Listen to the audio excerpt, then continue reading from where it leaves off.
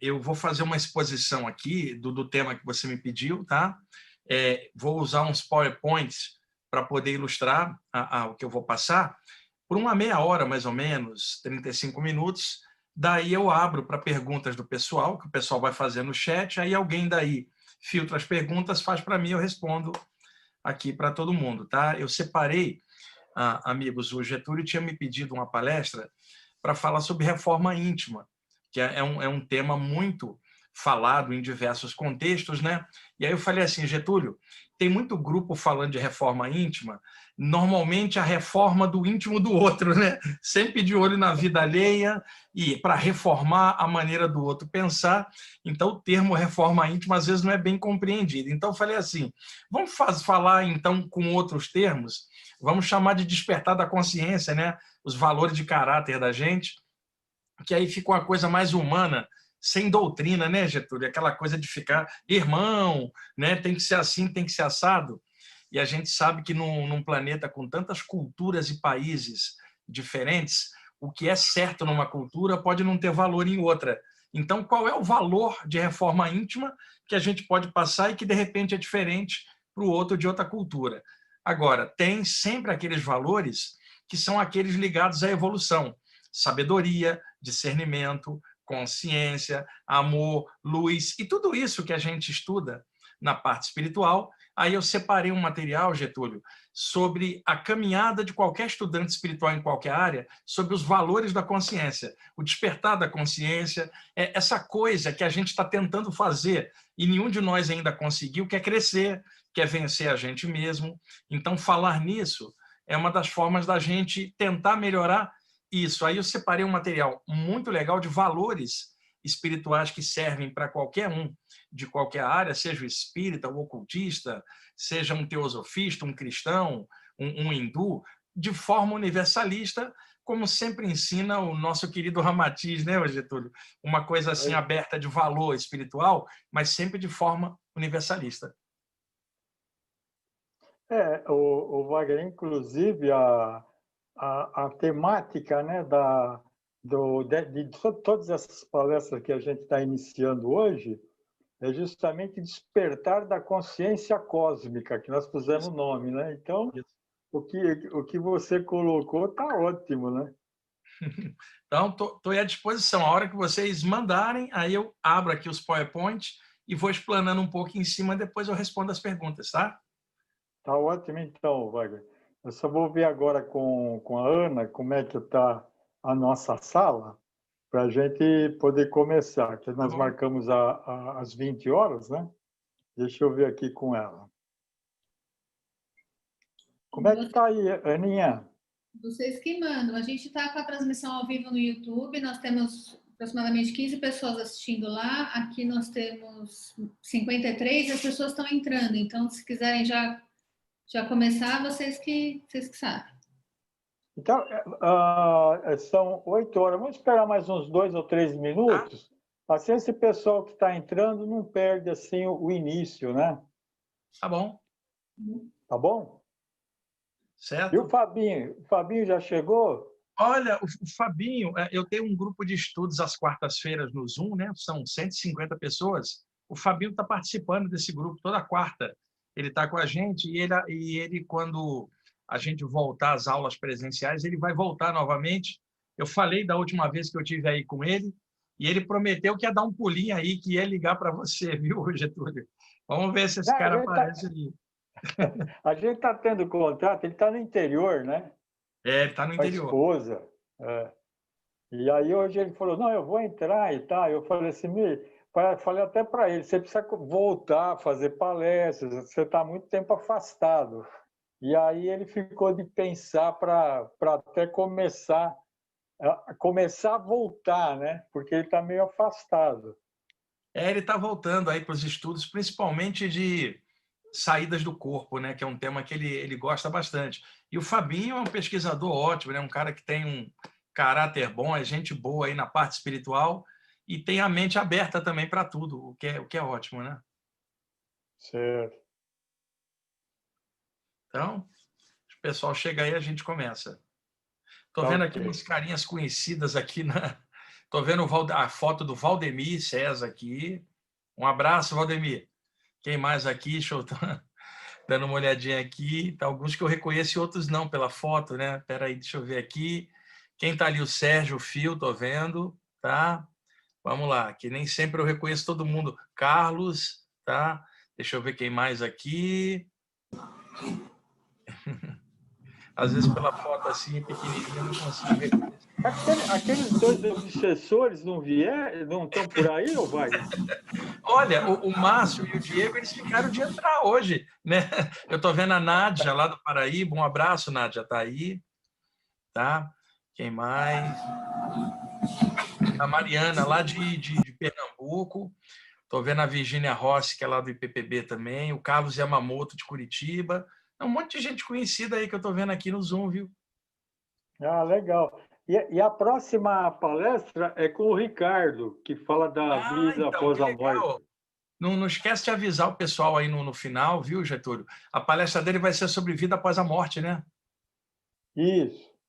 Que o Ricardo também é muito bom, ele mora em Suzano. O Ricardo é um grande amigo meu, ele pesquisa muito a parte da imortalidade da consciência, ele tem um trabalho ótimo. Ele montou um instituto chamado Vida Após a Morte. Vai ser muito interessante o que ele vai passar para vocês. Quinta-feira que vem? Quinta-feira que vem. Oh, que legal. Faz o seguinte, o Getúlio, me manda o banner dessa palestra dele que eu divulgo lá para o pessoal do IPPB também, tá? Tá bom, beleza. Tá Legal. ok. Eu estou Então, vendo eu aqui, acho que... é o César de Salvador que está ali? Não, não é não. É que é muito parecido. Que foi, Getúlio? Então, acho que a gente pode começar a fazer aqui a prece e aí você já começa, né? Acho que já são 8h05, acho que já tá bom, né? Tá bom, tô às ordens aí. Só você falar para a gente começar. Tá bom, então. Então, eu vou agradecer todo o pessoal aí que já entrou, que está entrando para essa nossa palestra. Já agradeci o Wagner pela boa vontade dele, que sempre tem com a gente, né? E pedir a todos agora que vão se serenando, né? Vão se tranquilizando, para que a gente possa ir se envolvendo com a espiritualidade, né?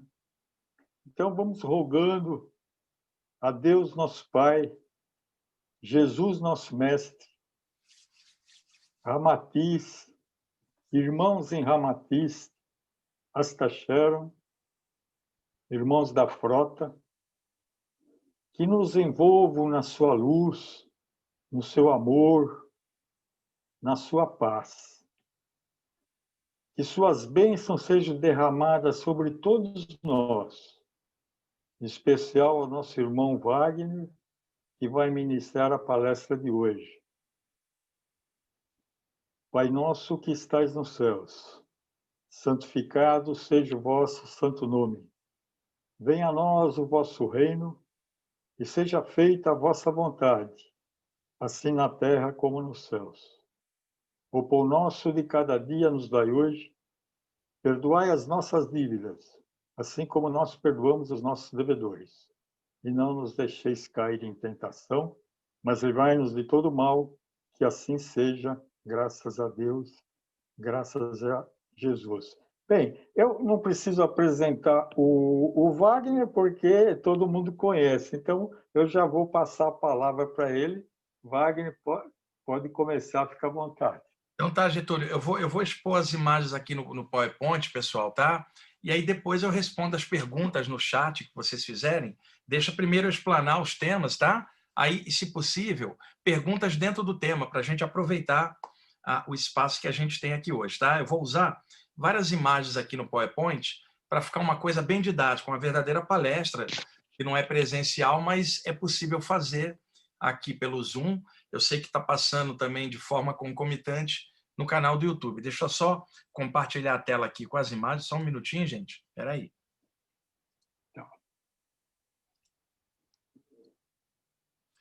Vamos ver. Getúlio, está dando para ver a imagem direitinho? Está sim. Tá ok. Então tá, vamos lá. Bom, a gente está numa palestra do Grupo Ramatiz. Então, vamos começar com uma imagem do Ramatiz, tirada lá daquele livro, Elucidações do Além, né? Uma ilustração feita na década de 1960, e um amigo meu acabou trabalhando essa imagem, e aí ficou dessa forma bem bonita. Vamos abrir o material com ele. Na sequência, eu escolhi essa imagem, Getúlio, Ana, para a gente abrir o tema, expansão da consciência, valores de consciência maior. Eu achei essa imagem na internet, achei muito bonita, está aí para vocês. Vamos lá. A outra, eu tirei de um dos meus livros, o Flama Espiritual, é uma ilustração do Cláudio Gianfardoni sobre o estudante espiritual, ou iniciado espiritual, como queiram, dentro de uma senda. E aqui está se falando de um estudante ou trabalhador espiritual, não está se falando da linha doutrinária dele, está se falando de alguém que busca a espiritualidade, e todos nós somos colegas de jornada dentro disto que é chamado espiritualidade, né? Então, essa imagem representa todos nós, homens e mulheres, que estamos dentro de alguma senda espiritual, seja lá qual for, buscando a luz, buscando melhoria do caráter, buscando o melhor nível de consciência, todos nós estamos. Então, essa imagem representa isso. Vamos lá. Bom, eu mapeei ao longo dos anos de jornada características da maturidade espiritual. Isso aqui pode ser muito útil para todos vocês, são valores do despertar da consciência. Nós temos uma maturidade que é a da idade, que a gente só vai ganhando com o passar das experiências ao longo dos anos. É claro que um adulto tem maior maturidade do que uma criança, né? E daí por diante. Entretanto, existe a maturidade biológica, que vem com a idade, e existe junto a maturidade psicológica. Nem sempre uma acompanha a outra.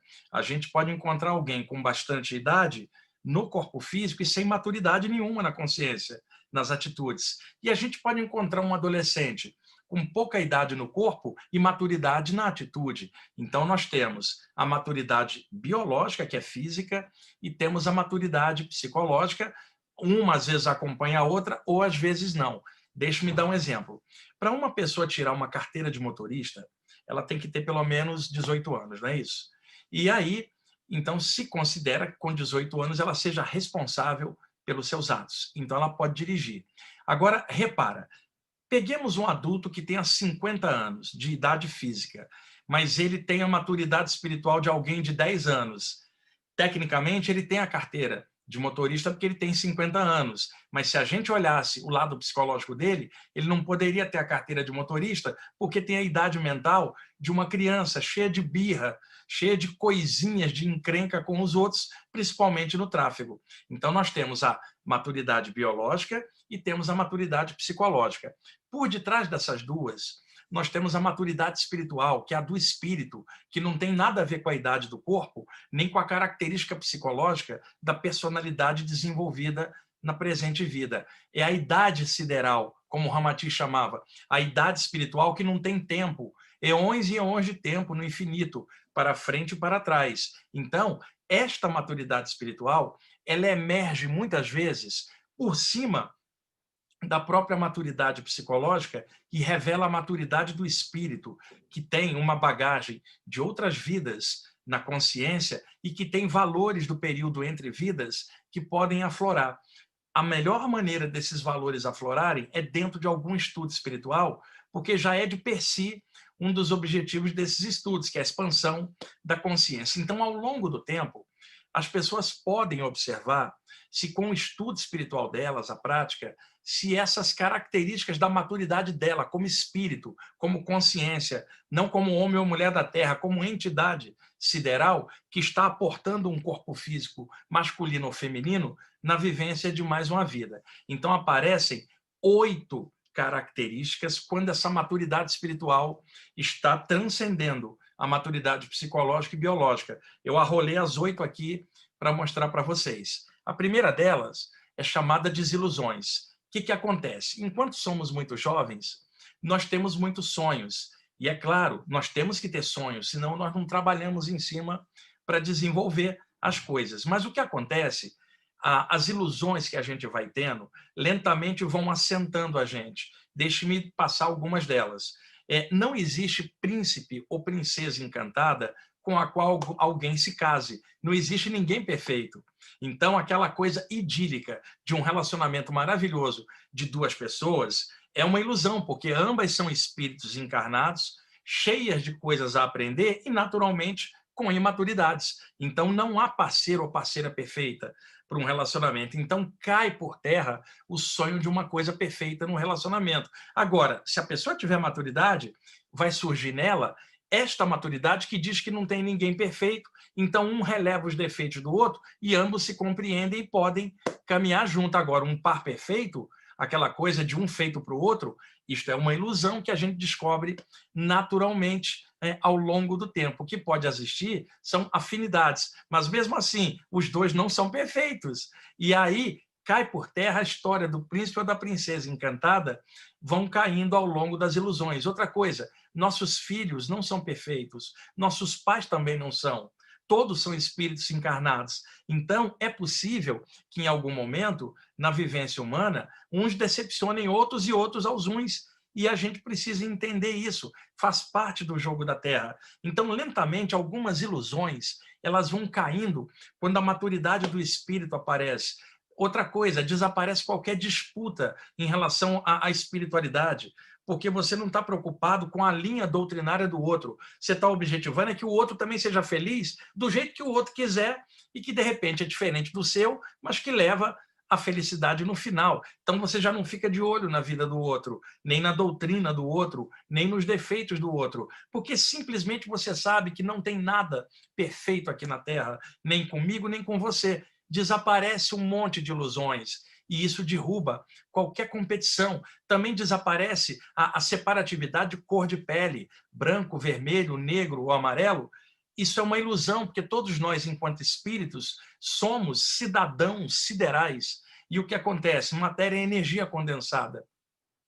E energia é matéria em estado radiante. Então, qualquer coisa é energia em graus variados de condensação, incluindo o corpo humano. Então, qual é a cor do corpo humano? A cor da luz, que é a cor da energia, não é a cor da pele temporária. Então, caem essas ilusões também. À medida que a consciência vai despertando, ela começa a descobrir que ela não é brasileira, americana, africana, chinesa ou hindu. Ela é cidadã sideral. É isso que a consciência espiritual é, aportada temporariamente no mundo. Então, algumas ilusões vão caindo ao longo do tempo. Então, essa é uma das primeiras características da maturidade espiritual emergindo, uma transcendência além dos limites da psique humana convencional. O segundo ponto são nostalgias transcendentes. Eu acredito que vários de vocês já tiveram isso. Saudade de alguma coisa que você não sabe o que é.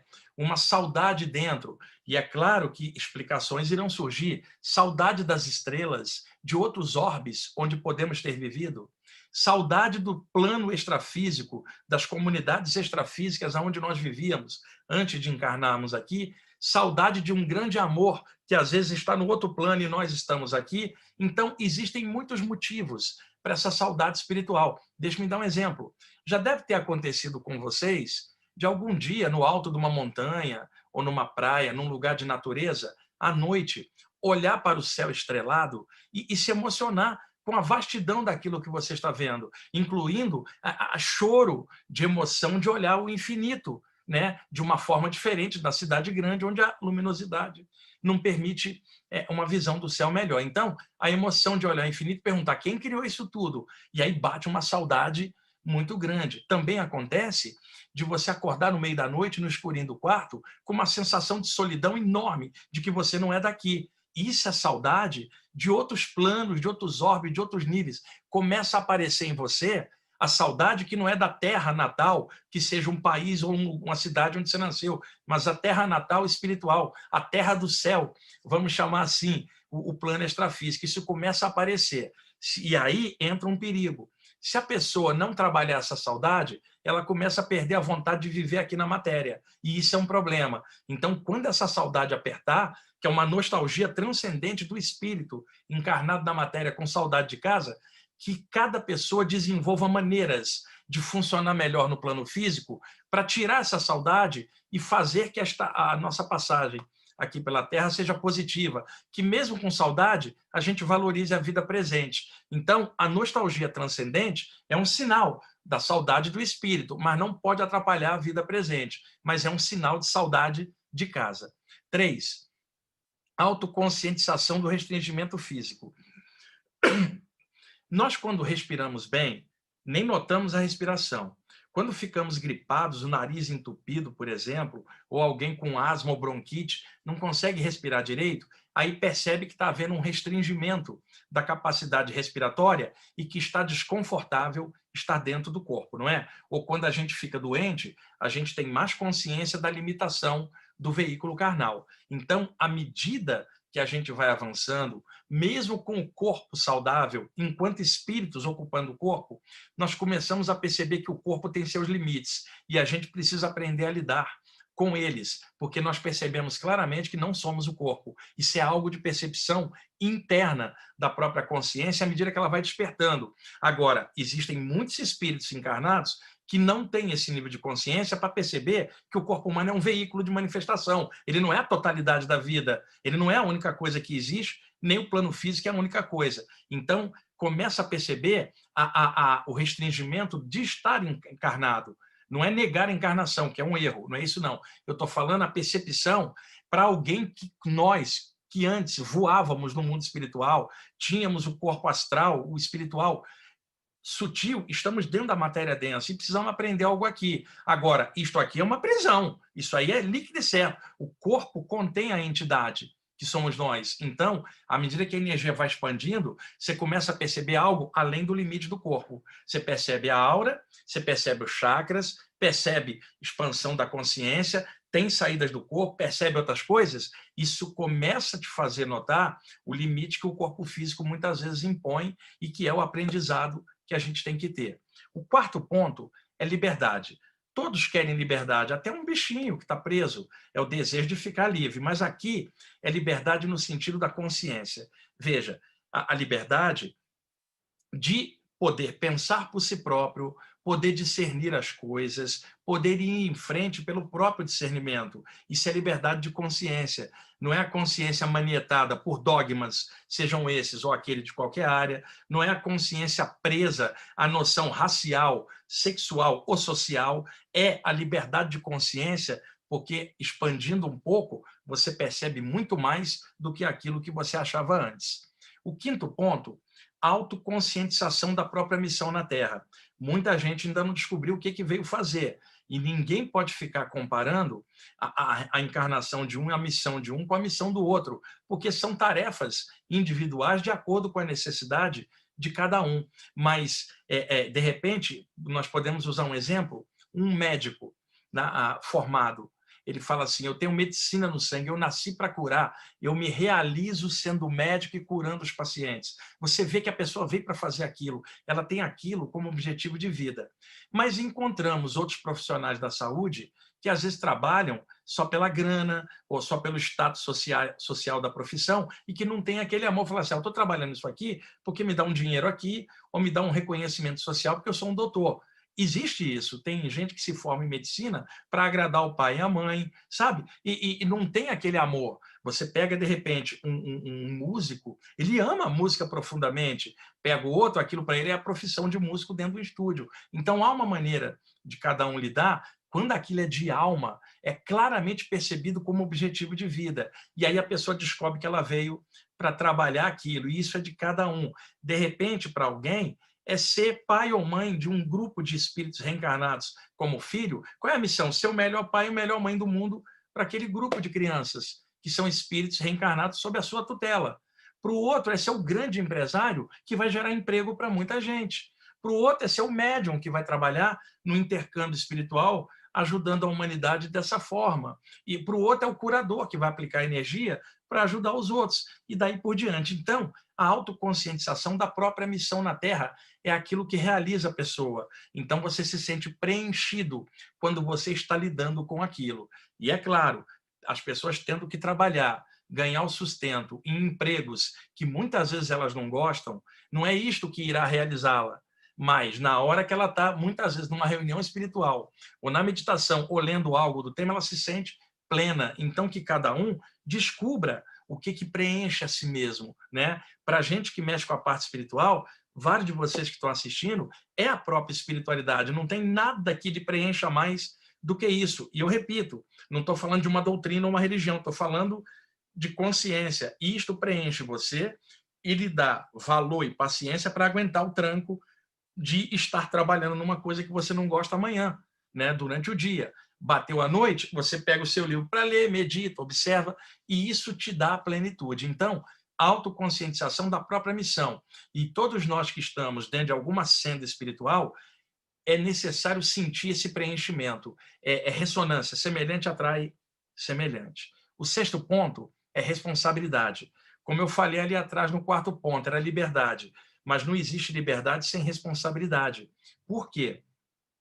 A sua liberdade acaba onde começa a liberdade do outro. O seu limite acaba onde começa o limite do outro. Então, não adianta ter liberdade sem responsabilidade, porque a responsabilidade faz você respeitar a liberdade do outro também. Então, é muito importante que liberdade tenha a característica da responsabilidade. Liberdade não é largar tudo e cair fora. Liberdade é ter consciência e maturidade de ser feliz e de pensar por si próprio e, ao mesmo tempo, percebendo a responsabilidade da sua liberdade, não invadir a liberdade do outro. 7. Certeza da imortalidade da alma. Pessoal, isso aí é básico. Por exemplo, se eu perguntar para vocês agora a seguinte pergunta: vocês acreditam em vida após a morte? Alguns de vocês vão falar, sim, eu acredito.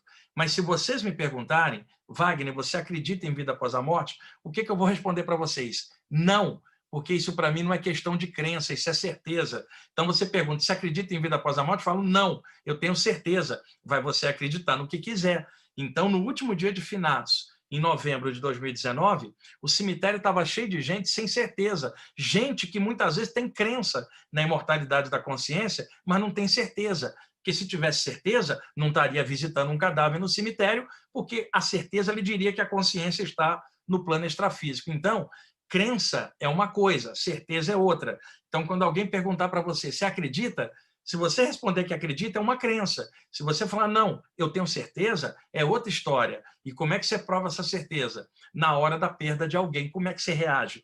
Com serenidade, diante de uma passagem que não é final de nada, porque você sabe disso e não é uma coisa que uma universidade vai te provar ou o mundo vai te provar. Pelo contrário, você vai ser cobrado por gente querendo que você prove isso ou aquilo, de uma certeza do seu coração que você não tem como provar para o outro, porque o outro está só na coisa da especulação da mente, do intelecto. E aqui dentro você sabe. Então, quando emerge essa maturidade, você não tem dúvida nenhuma. Você não precisa da materialização de uma entidade para provar que tem vida após a morte. Você não precisa de nada. Simplesmente é consciência. Você sabe, já sabia disso antes de reencarnar como espírito. Você sabia disso tudo, está encaixado, reduzido no momento da percepção, mas você sabe disso. E você também não se preocupe em ficar doutrinando ninguém com isso, você sabe que cada um tem seu momento, sua maturidade, mas você caminha tranquilo com isso. E na hora que perde alguém querido, você lida com isso com tranquilidade. E aí o outro, que não tem tal tranquilidade, diz que você é frio, mas você não é frio. Tá? Simplesmente você sabe que a pessoa não morreu.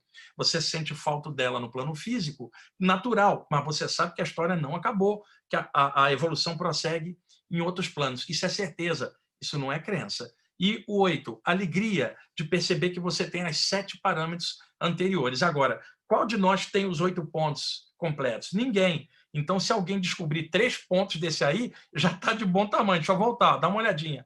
Primeiro, desilusões. Segundo, nostalgias transcendentes. Terceiro, autoconscientização do restringimento físico. 4, liberdade. 5, autoconscientização da própria missão na Terra, que é o que os hindus chamariam de Dharma, e a gente chama aqui de programação encarnatória. 6, responsabilidade. 7, certeza da imortalidade da alma. E 8, alegria por estar consciente desse tipo de coisa. Então, são características da maturidade extrafísica, e eu tenho visto muita gente falar de reforma íntima e sequer pontuou essas coisas que eu estou mostrando aqui agora. Imagina, alguém falando em reforma íntima e de olho na vida do outro. Ela não está reformando nada. Imagina alguém falar de reforma íntima e ficar criticando o grupo do outro e achar que só a doutrina que ela gosta é que está certa, que só os líderes daquela doutrina, o mestre é que salvam. Então, isso não tem nada a ver com maturidade. tem a ver com fanatismo. Então, esses pontos aqui são muito importantes. Vamos lá. Ao nível do estudo espiritual, existem graus de conhecimento. Então, na busca da maturidade espiritual, nós podemos distinguir 3 tipos de conhecimento. Todos nós passamos por esses 3 estágios. O primeiro grau de conhecimento é o conhecimento teórico. É aquele na qual a gente não usa o discernimento e confia no conhecimento geral. Então, por exemplo, o conhecimento, alguém dizia que ovo aumentava o colesterol. Então, a gente fala, então não vou comer mais ovo, porque a autoridade disse isso. Aí passa um tempo e dizem, não, o ovo foi absolvido, o ovo não aumenta o colesterol, pode comer ovo. Aí a pessoa vai e começa a comer ovo, porque uma autoridade científica disse na área de saúde que era permitido. Então, esse é o conhecimento teórico. Não houve discernimento. Você simplesmente pegou do arcabouço geral, introduziu em si mesmo, não pensou naquilo e vai fazendo a nível geral o que o coletivo está ordenando. Então, esse é o conhecimento teórico. 2. Conhecimento discriminativo. É aquele em que você pensa por si próprio e só aceita aquilo que passou pelo crivo da razão e do bom senso. Você faz um trabalho de digestão mental, né? De tudo que você consome, de informação, você trabalha aquilo, e isso dá muito trabalho para filtrar. Você pega uma laranja, você chupa o suco e joga o bagaço fora, porque você tem discernimento.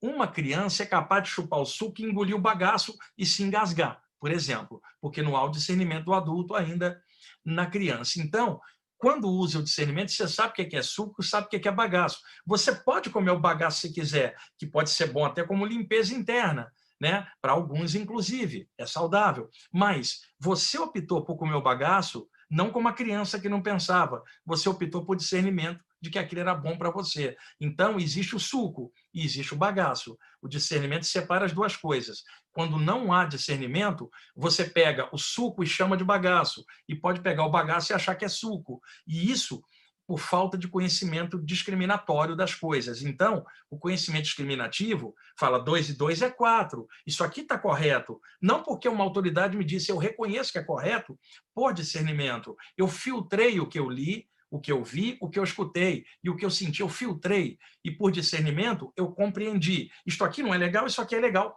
por discernimento. Então, esse é o segundo tipo de conhecimento. E o terceiro, mais amplo, é o conhecimento intuitivo, quando você, por inteligência, não consegue conceber se aquilo está correto ou não, mas de alguma forma seu coração sente e você percebe claramente o que é real e o que não é. Quantas vezes nós fomos iludidos pela aparência ou o próprio conhecimento nos iludiu, desviando para uma coisa maléfica. Entretanto, o conhecimento intuitivo diria que aquilo não está batendo. Então, o conhecimento teórico, o discriminativo e o intuitivo. Espiritualmente, o conhecimento intuitivo bate muito forte. O conhecimento discriminativo é o do nosso intelecto, para a gente filtrar as coisas e não cair no auto-engano ou nem no engano de pessoas em relação a gente. E o conhecimento teórico, que é o conhecimento comum.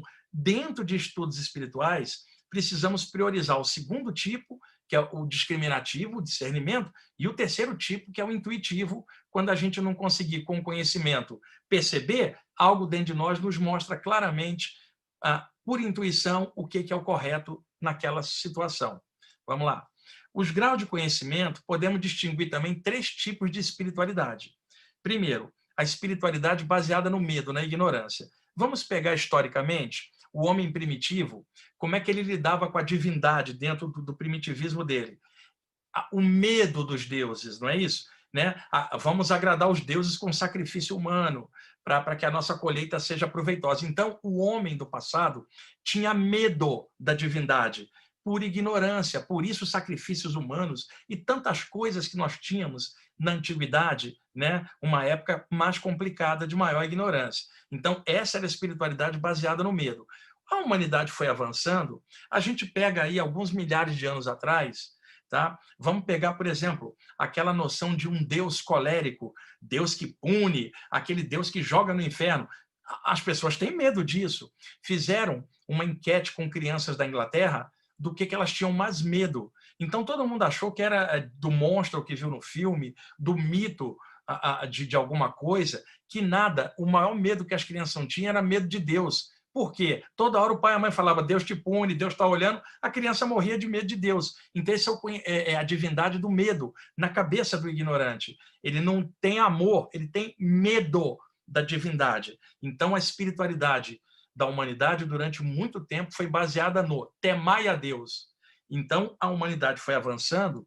Quando chegamos no segundo ponto, já é a época de Jesus, que dizia, temai a Deus? Não, amai a Deus. Então, surge uma noção da espiritualidade não por medo, mas baseada na troca. Tipo, eu e o meu Pai Celestial estamos juntos, ele vai me ajudar. Então, as pessoas perderam o medo do eterno e passaram a tentar barganhar com o eterno. Jesus não ensinou isso. Jesus ensinou conexão. Mas vocês sabem como é o ser humano. O ser humano distorceu tudo. Deixa eu dar um exemplo. Olha o ensinamento de Jesus. Amai-vos uns aos outros, né?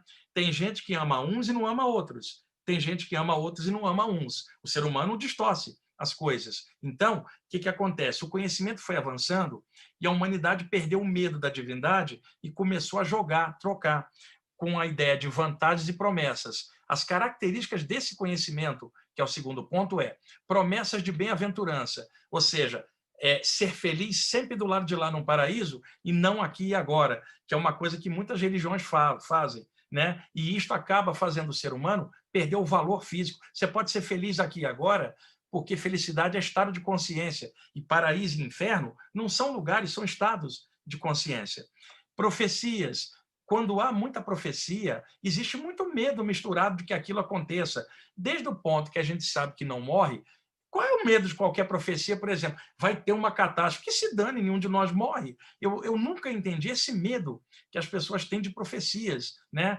O dia de hoje é a única coisa que nós temos. O passado não existe e o futuro vai depender de hoje. Então, se hoje houver consciência, o que rolar amanhã, a gente supera porque tem consciência. Então, quando eu vejo muita gente falar de profecia, ou medo disso, eu desconsidero, porque nenhum de nós morre. E enquanto a gente estiver aqui, vai ter que viver. Talvez a pior coisa que exista para esse pessoal de profecia é viver o dia a dia, porque eles estão sempre desejando que o mundo acabe. Isso é um tipo de renegar a vida humana, achando que um poder maior vai destruir a humanidade. Eu não consigo entender isso.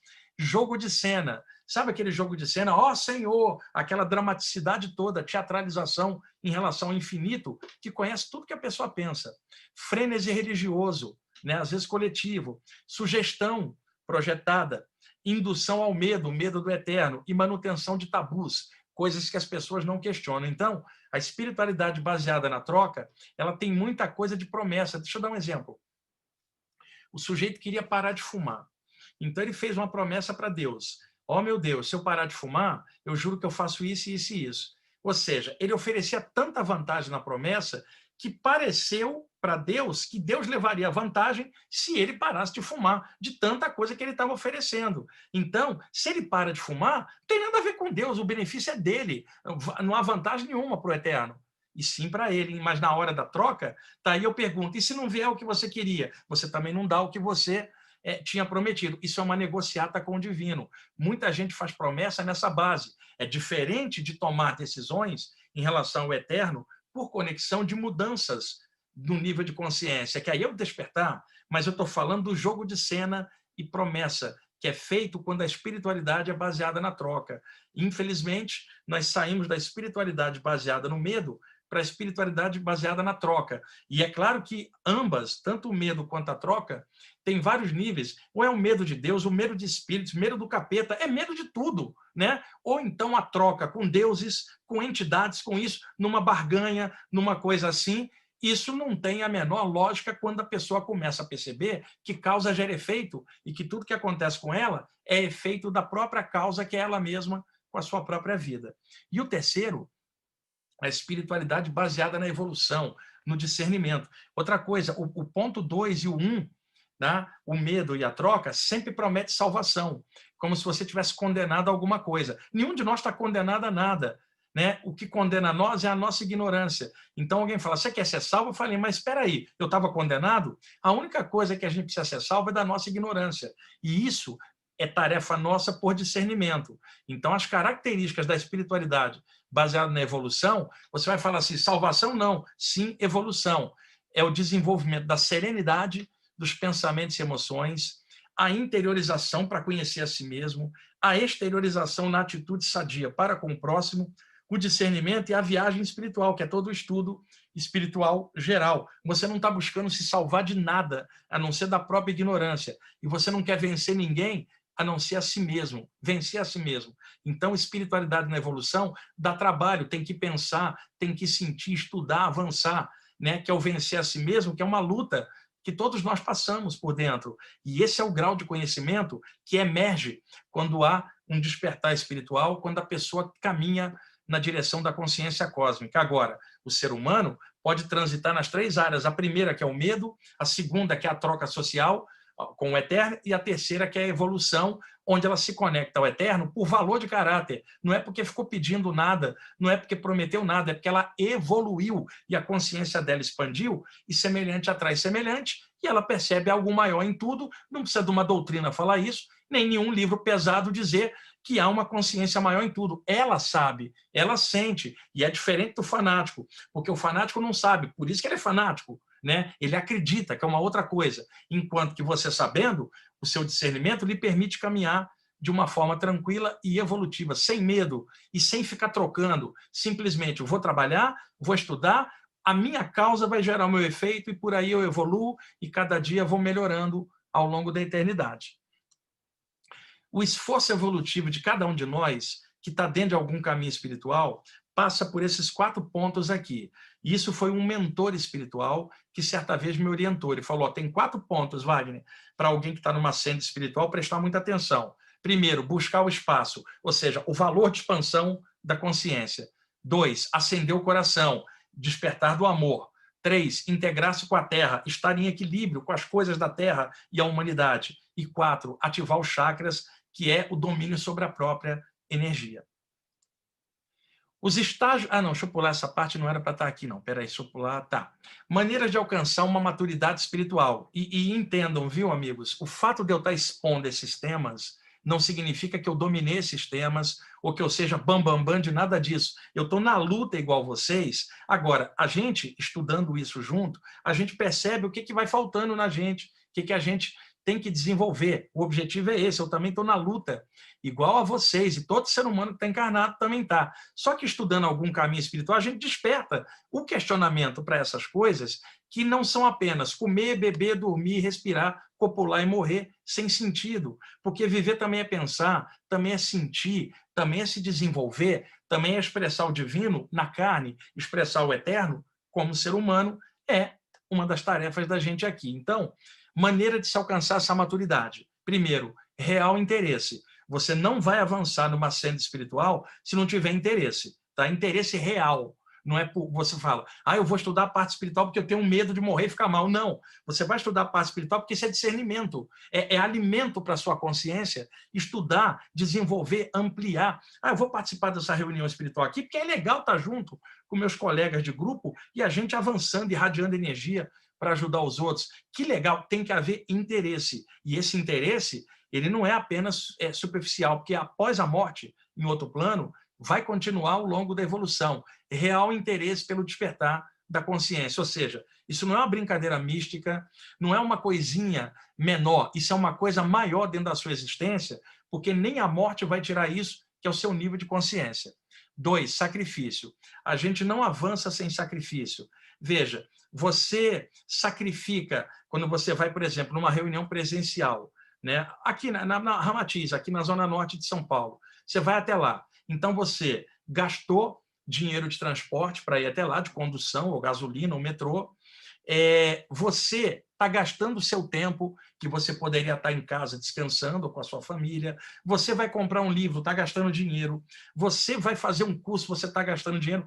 Há sacrifícios na senda, porque não há como avançar sem sacrifício. O grande médico que você conhece, o profissional de saúde que você às vezes admira, quantos anos de estudo e sacrifício, quantos finais de semana estudando, quantas vezes dando plantão no meio da madrugada, sabe? Uma pessoa, às vezes, está ali, um músico que você admira, quantos anos de estudo de música. Então, não há nada sem sacrifício. Imagina a parte espiritual, você iria ganhar consciência cósmica de nada, ou eu, sem fazer nada? Não, não existe evolução na base da preguiça. Existe o sacrifício que, ligado ao interesse real, a pessoa banca a evolução dela e corre atrás. Mas não há algo dado pelo alto ao ser humano, a não ser a oportunidade de, dentro de algum caminho espiritual, ela trabalhar. A oportunidade vem agora, a porta se abre. Agora, se você vai entrar e caminhar, isso é por conta de cada um. 3, discrição. Procura, dentro do seu caminho espiritual, ser discreto, sabe? Porque, às vezes, as pessoas se empolgam tanto que acabam fanatizando o estudo espiritual. Imagina, eu chego ali na padaria, vamos supor a situação, e aí eu chego lá e falo assim para o balconista, você já viu a sua aura? Você sabe o que é karma, irmão? Sabe, eu começo a querer doutrinar o cara. Não, vai na padaria e compra pão.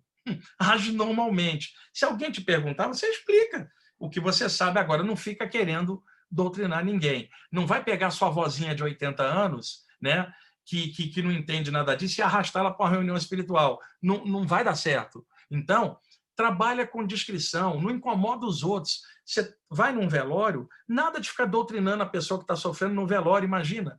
Não tem coisa mais chata do que espiritualista no cemitério, tentando doutrinar. Ele chega e começa, tem vida após a morte. Ninguém te perguntou nada. E às vezes a pessoa nem acredita nisso. Precisa respeitar o momento da perda do outro. Então, não sejam inconvenientes com a espiritualidade. Trabalha com discrição, é o que você é. Se alguém te perguntar, não nega o que você sabe. Agora, não vá sair por aí tentando converter todo mundo a uma espiritualidade que você ainda nem sequer tem a sua própria segurança. Porque se tivesse segurança, você não tentaria convencer a ninguém. Você estaria sereno com isso e trabalhando, sim, compartilhando as coisas, mas dentro de uma coisa discreta, sem encher a paciência do mundo com a sua suposta espiritualidade. 4, humildade. Gente, nenhum de nós é bambambam, nenhum de nós sabe tudo, só Deus sabe tudo, então precisamos caminhar sem arrogância, sem ego. Nenhum de nós vai ser mestre coisa nenhuma numa vida só, nem em 1000 vidas, estamos bem distantes disso. Se a gente puder nessa vida ficar bem melhor, sabe, na hora que a gente entrou um dia, nós tínhamos um nível de consciência. Quando a gente sair pela morte e voltar para casa do lado de lá, que a nossa consciência esteja num nível melhor, porque a gente aproveitou a vida para coisas positivas, lutamos pelo que era justo e correto dentro da consciência da gente. Então, vamos caminhar com humildade, nós não somos mestre, não vamos alcançar mestrado nenhum, está muito de bom tamanho. Se o conjunto de qualidades dentro da gente seja maior do que o conjunto de defeitos, já está bom pra caramba, porque é muito difícil atravessar uma encarnação e sair com a consciência fantástica, sabe? É uma luta, e a gente vai ter que fazer essa luta até o final. Então, nada de arrogância, nada de se achar superior ao outro porque estuda a parte espiritual, nada de falar, fulano é materialista, vai morrer e vai ficar mal, nada disso, que mais vale um materialista que faz o bem do que um estudante espiritual que não faz nada. Então, humildade, nenhum de nós é superior ou inferior a ninguém. Nós estamos caminhando, cada um no seu degrau evolutivo, cada um no seu nível de consciência. 5, elevado nível de consciência. Todos nós estamos buscando isso, senão, para que estudar a parte espiritual? 6, abertura mental e ética, universalismo, gente, tá? Não adianta ficar preso numa área só, porque a gente limita toda a gama de conhecimento que chega. Quando a mente está aberta, você pode somar e alternar e achar um ponto de equilíbrio no meio e traçar seu jeito de ser, que jamais será igual ao jeito de ser dos outros, e não precisa ficar comparando nada. Então, pode-se seguir uma linha que você gostar, mas não esteja fechado para o que outras linhas desenvolveram também de coisas boas. Somando tudo, a gente pode melhorar a nossa trajetória dentro da linha escolhida ou nenhuma linha. A pessoa tem que estar livre, mas tem que estar consciente para poder estar livre, e não existe liberdade sem responsabilidade. 7, intuição. Então, são 7 pontos importantes que a gente precisa trabalhar e caminhar, eu, vocês e todo mundo. Nenhum de nós tem isso aqui no conjunto completo, mas se a gente puder buscar essas coisas, vai ser muito legal na nossa jornada. 5 erros do conhecimento que eu detectei observando estudos espirituais há tantos anos, né, gente? Ontem, dia 23 de setembro, eu fiz 59 anos de encadernação, né? Eu sou Libra, primeiro dia, e desde os 15 que eu trabalho com isso, a partir das saídas do corpo. Eu comecei a dar palestra, eu tinha 19 anos, lá no Rio de Janeiro. Então, e vinha fazer palestra aqui na Fraternidade Ramati de São Paulo, lá do Zanarote, ali na rua Pedro Cacunda, na época, se eu não me engano, no Jardim São Paulo. O Getúlio é dessa época, e também depois a Ramatiz mudou para um outro lugar, no Tucuruvi também, até chegar hoje os remanescentes, o Getúlio e outros, formarem esse excelente grupo aí no Tucuruvi. Então, eu observei nesses anos todos 5 erros do conhecimento que eu quero dividir isso com vocês. Primeiro erro, tomar a própria experiência como verdade absoluta e achar que só isso basta para você entender as coisas. Não. Quando a gente estuda e conhece a experiência dos outros e o conhecimento dos outros, isso enriquece o nosso próprio conhecimento. É claro que a nossa própria experiência é vital, mas a gente enriquece muito quando a gente conhece também o conhecimento dos outros, vai somando, a gente melhora o conhecimento de dentro. Nunca levem a realidade somente a partir da sua percepção. Soma, amplia e descobre seu jeito de ser, que é sempre seu e jamais será igual de ninguém. 2, guiar-se pela opinião da maioria e não ter um senso crítico de discernimento. Eu acredito nisso porque a maioria acredita. Não. Você vai falar, eu acho isso porque eu discerni. Não é porque a maioria está me dizendo. É conhecimento, é sentimento, é intuição que me diz que é assim. 3, temor ao novo, que é chamado neofobia. Sabe, existe às vezes muita gente presa numa tradição. É claro que o passado precisa ser considerado, mas eu acredito que vários de vocês em grupos espirituais se depararam com a seguinte cena. De repente, um grupo antigo, e aí tem uma garotada lá, gente nova, que vem com novos ares, e de repente alguém fala, olha, eu desenvolvi um exercício diferente, eu posso passar aqui para vocês, né, porque fez bem para mim, quem sabe faz bem para vocês. Aí alguém mais antigo fala, não, irmãozinho, porque aqui a gente trabalha só desse jeito, ou seja, tem teia de aranha nesse grupo, não renova. E sempre trabalhando na base do passado. Então, o passado é o alicerce. Aí a gente constrói o prédio em cima, que são os tijolos novos, com novas cores, do momento presente. Tem muita gente que tem medo de novos conhecimentos, muito presa à tradição e ao passado. Não que o passado seja ruim ou bom, mas é passado. O momento de hoje... Deixa eu dar um exemplo. Vamos supor o Getúlio. O Getúlio está endividado. E aí, de repente, ele pega uma joia que ele guarda com grande amor. Essa joia pertence à família dele. Essa joia era da mãe dele, antes era da sua avó, vem passando geração a geração, tem um valor afetivo, né, de estima para ele importante. É uma joia que para ele tem um valor inestimável, gente, tá? E ele está devendo a tudo e a todos. Aí eu falo assim, Getúlio, essa joia vale muito, vende ela, porque você consegue o dinheiro para quebrar essas dívidas e você dorme em paz pagando as dívidas de hoje. E o Getúlio fala, eu não vou vender, porque isso aqui é valor de tradição de família. Eu vou falar, Getúlio, mas o valor de tradição que é passado não está pagando a dívida do presente. Como é que você vai resolver? O presente vale mais do que o passado. Agora, o valor afetivo eu entendo, mas olha a situação que você está. Vende essa joia, pega o dinheiro e liquida as dívidas e acaba com o tormento presente, usando essa energia que vem do passado, que é a joia. O Getúlio briga comigo, me xinga, vai achar que eu estou desrespeitando o passado da família dele e vai continuar endividado no presente. Então, que joia é essa que não resolve o presente? E só prende ele com a ideia do passado. Então, isso é neofobia, medo do novo, medo de desapegar das coisas. E vai chegar uma hora, o Getúlio vai desencarnar, vai deixar não só a joia, mas inclusive o corpo humano aqui na Terra. Então, a morte não permite que você leve joia nenhuma, porque o corpo humano não tem bolso para botar nada. Então, nesse exemplo hipotético, poder-se usar o valor do passado para gerar novos recursos para ele quebrar a dívida hoje. Agora, imagina a mãe do Getúlio, do lado de lá, ela preocupada com as dívidas do filho do lado de cá, e ela tentando intuir o Getúlio. O Getúlio vende a joia, filho, e paga os outros porque não está certo ficar devendo. E ele não consegue conceber essa ideia nova, preso na ideia da mãe lá atrás, e não a mãe de hoje, no outro plano, com uma ideia de que aquilo era apenas uma joia, e que o valor é o de consciência. E não adianta você ter uma joia na mão e não ter amor no coração. Então, isso é neofobia. Isso acontece com muitos grupos espirituais presos a muita coisa do passado, sem perceber que o momento presente tem novos rumos, novas coisas e maneiras também de acrescentar e engrandecer essas coisas. O quarto, concepção baseada somente no intelecto. Muito estudante comete esse erro, só conhecimento. Mas o que acontece com conhecimento sem amor? A história está repleta de exemplos, que gente com um intelecto enorme e o coração pequeno, usou o conhecimento para fazer maldade. Quantos exemplos históricos vocês conhecem? Então, não dá para basear somente no intelecto, sem amor, sem ética, sem alegria. E por que o ser humano está devastando a natureza? Ganância intelectual sem amor pelas coisas da humanidade ou da natureza. Então, basear-se somente no intelecto leva a gente a deslizar em coisas estranhas, porque não há o sentimento para equilibrar as coisas. E 5, projeção de si mesmo na análise dos outros. Deixa eu dar um exemplo.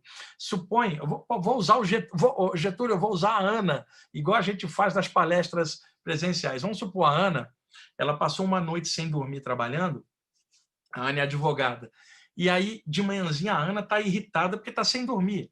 Aí ela toma um banho, toma um café e vai para o escritório trabalhar.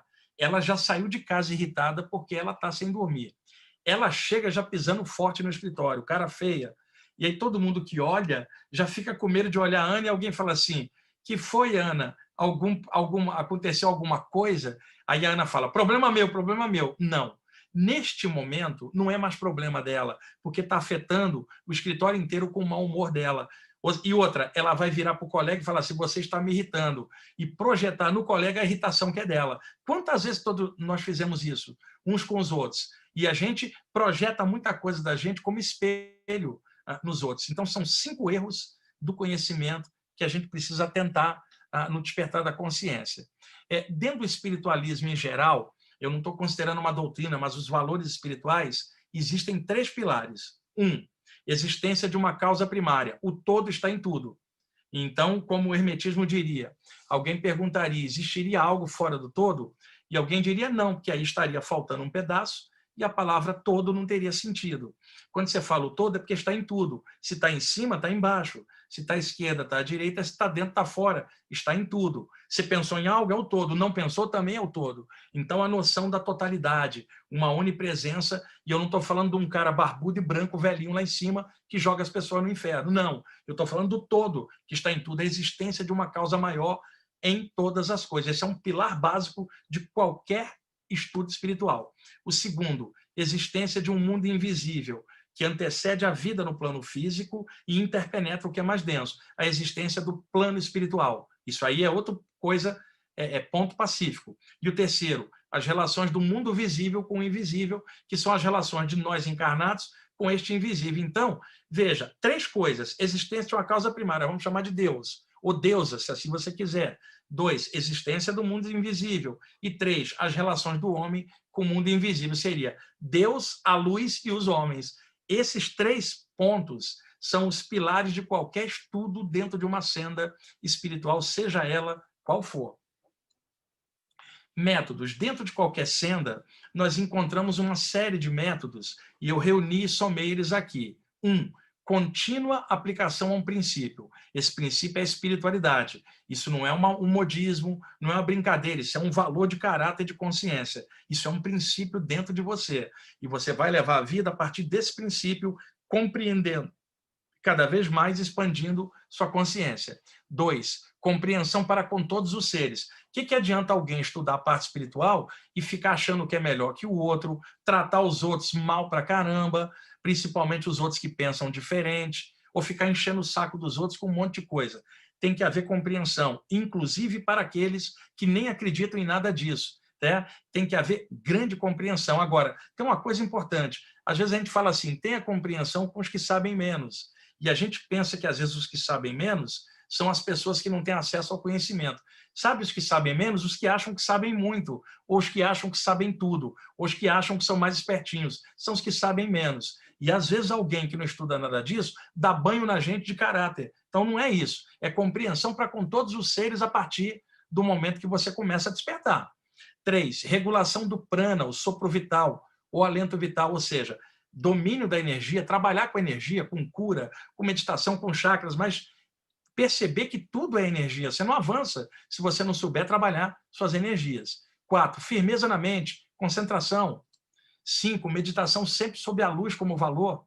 6, purificação da natureza inferior. A quantidade de porcaria que a gente tem dentro é muito grande e a gente tem que trabalhar isso todo dia, é uma luta e é vencer a si mesmo, não tem outra maneira. 7, compreensão do estado do sonho, que é uma metáfora das saídas do corpo. Tá? 8, trilhar o caminho do coração, que não é um caminho romântico. No Oriente Antigo, se dizia que o espírito, quando vinha encarnar, ele entrava pelo meio do chakra coronário, que é chamado em sânscrito, esse meio de Brahmarandra, que é um núcleo do chakra coronário, chamado em sânscrito Sahasrara, o lótus das 1000 pétalas. O espírito entraria pelo alto da cabeça e viria a morar na câmara secreta do coração, que é o espaço interno do chakra cardíaco, por uma vida. E na hora da morte ele ascenderia de volta e sairia pelo topo da cabeça, né, voltando ao plano espiritual, sua fonte de origem. Então, se você perguntar a um ocidental onde está a consciência, a resposta será cabeça. Se você perguntar a um estudante Rosa Cruz da Amorque onde está a consciência, ele vai falar espalhada em todas as células do corpo, porque é uma energia só. Pergunte a um hindu ou um tibetano, ele vai falar consciência está no coração. Então, quando se fala caminho do coração, é o caminho espiritual. Não está se falando de uma história romântica de Hollywood. Baby, eu te amo, porque eu sigo o caminho do coração. Isso é uma coisa romântica humana, que também pode ser positiva. Mas, na tradição oriental, caminho do coração era o caminho espiritual. Era a senda de dentro, que não tem nada a ver com romantismo desta ou daquela área, nem de época alguma. É o caminho do despertar da consciência. Então, trilhar o caminho do coração é estar na senda espiritual, seja ela qual for. Remoção de obstáculos. Nenhum de nós avança sem ter obstáculos, seja de dentro da gente, seja as pressões de fora. Essas pressões, muita gente tem medo de pressões espirituais de obsessores, assediadores, entidades que podem realmente pressionar para evitar o seu processo, o seu progresso, porque à medida que um vai expandindo, irradia a luz e desarma esquemas invisíveis negativos de obsessão só pela própria irradiação da luz. Então, pressão para que não haja crescimento, né? Se a gente olhar a história do Buda, o Siddhartha Gautama, em 500 a.C., há relatos de ele embaixo da árvore Bodhicitta, a chamada árvore Bo, de que momentos antes do estado de Budi, em sânscrito, que é a iluminação, ou seja, quem alcança o estado de Budi torna-se um Buda. Buda não é um nome, é um título que se dá a quem chegou ao estado de Budi, que é a iluminação ou a elevação do nível de consciência. Aí você fala Buda, aquele que despertou ou iluminado, que alcançou o estado de Budi. Então, o Siddhartha Gautama, momentos antes de alcançar o Budi, embaixo da árvore Bo, sofreu um assédio espiritual enorme, que os budistas chamam entidades negativas, geral, dentro de uma pessoa só, chamada Mara, que seria todo o mal personificado. É o diabo à moda budista. Vamos chamar assim, chama-se Mara. E Mara jogou todos os seus assediadores em cima do Siddhartha Gautama para pressioná-lo, porque ele tinha medo que na hora que houvesse o Budi, a irradiação de luz fosse tão grande que desmontasse todo o mal que ele fazia. E o Buda serenamente vence aquele assédio, irradia um grande amor, abraça os próprios assediadores, o próprio Mara envolve na compaixão e o resultado é uma irradiação de luz. Então, nós não somos o Siddhartha Gautama, nós não somos aquele grande Buda, nós somos pequenos Budas adormecidos precisando despertar, né? Então, o que acontece? Entidades assediadoras, quando percebem que você está buscando algo melhor, vão pressionar, porque se você melhorar, a sua melhora acaba desarmando esquemas negativos, invisíveis, que mantêm coisas presas na sua família, em você, remontando a coisas passadas. Vocês que estudam aí na Ramatiz sabem bem disso. Então, existe pressão de fora, mas existem as pressões de dentro da gente mesmo, né? Autossabotagem, autoestima baixa, não confiar em si mesmo, não ter discernimento das coisas. E existem as pressões materiais da família contra o estudo espiritual, parte da sua família achando que você está indo num lugar do diabo, não é isso? Que a sua família às vezes fala, está gastando dinheiro com livro, com curso. Existe os amigos céticos pressionando e querendo te zoar, te sacanear. Espera, porque todos eles uma hora vão morrer. Você também, do lado de lá, vamos ver se tinha vida após a morte ou não. É questão de tempo, não se abale.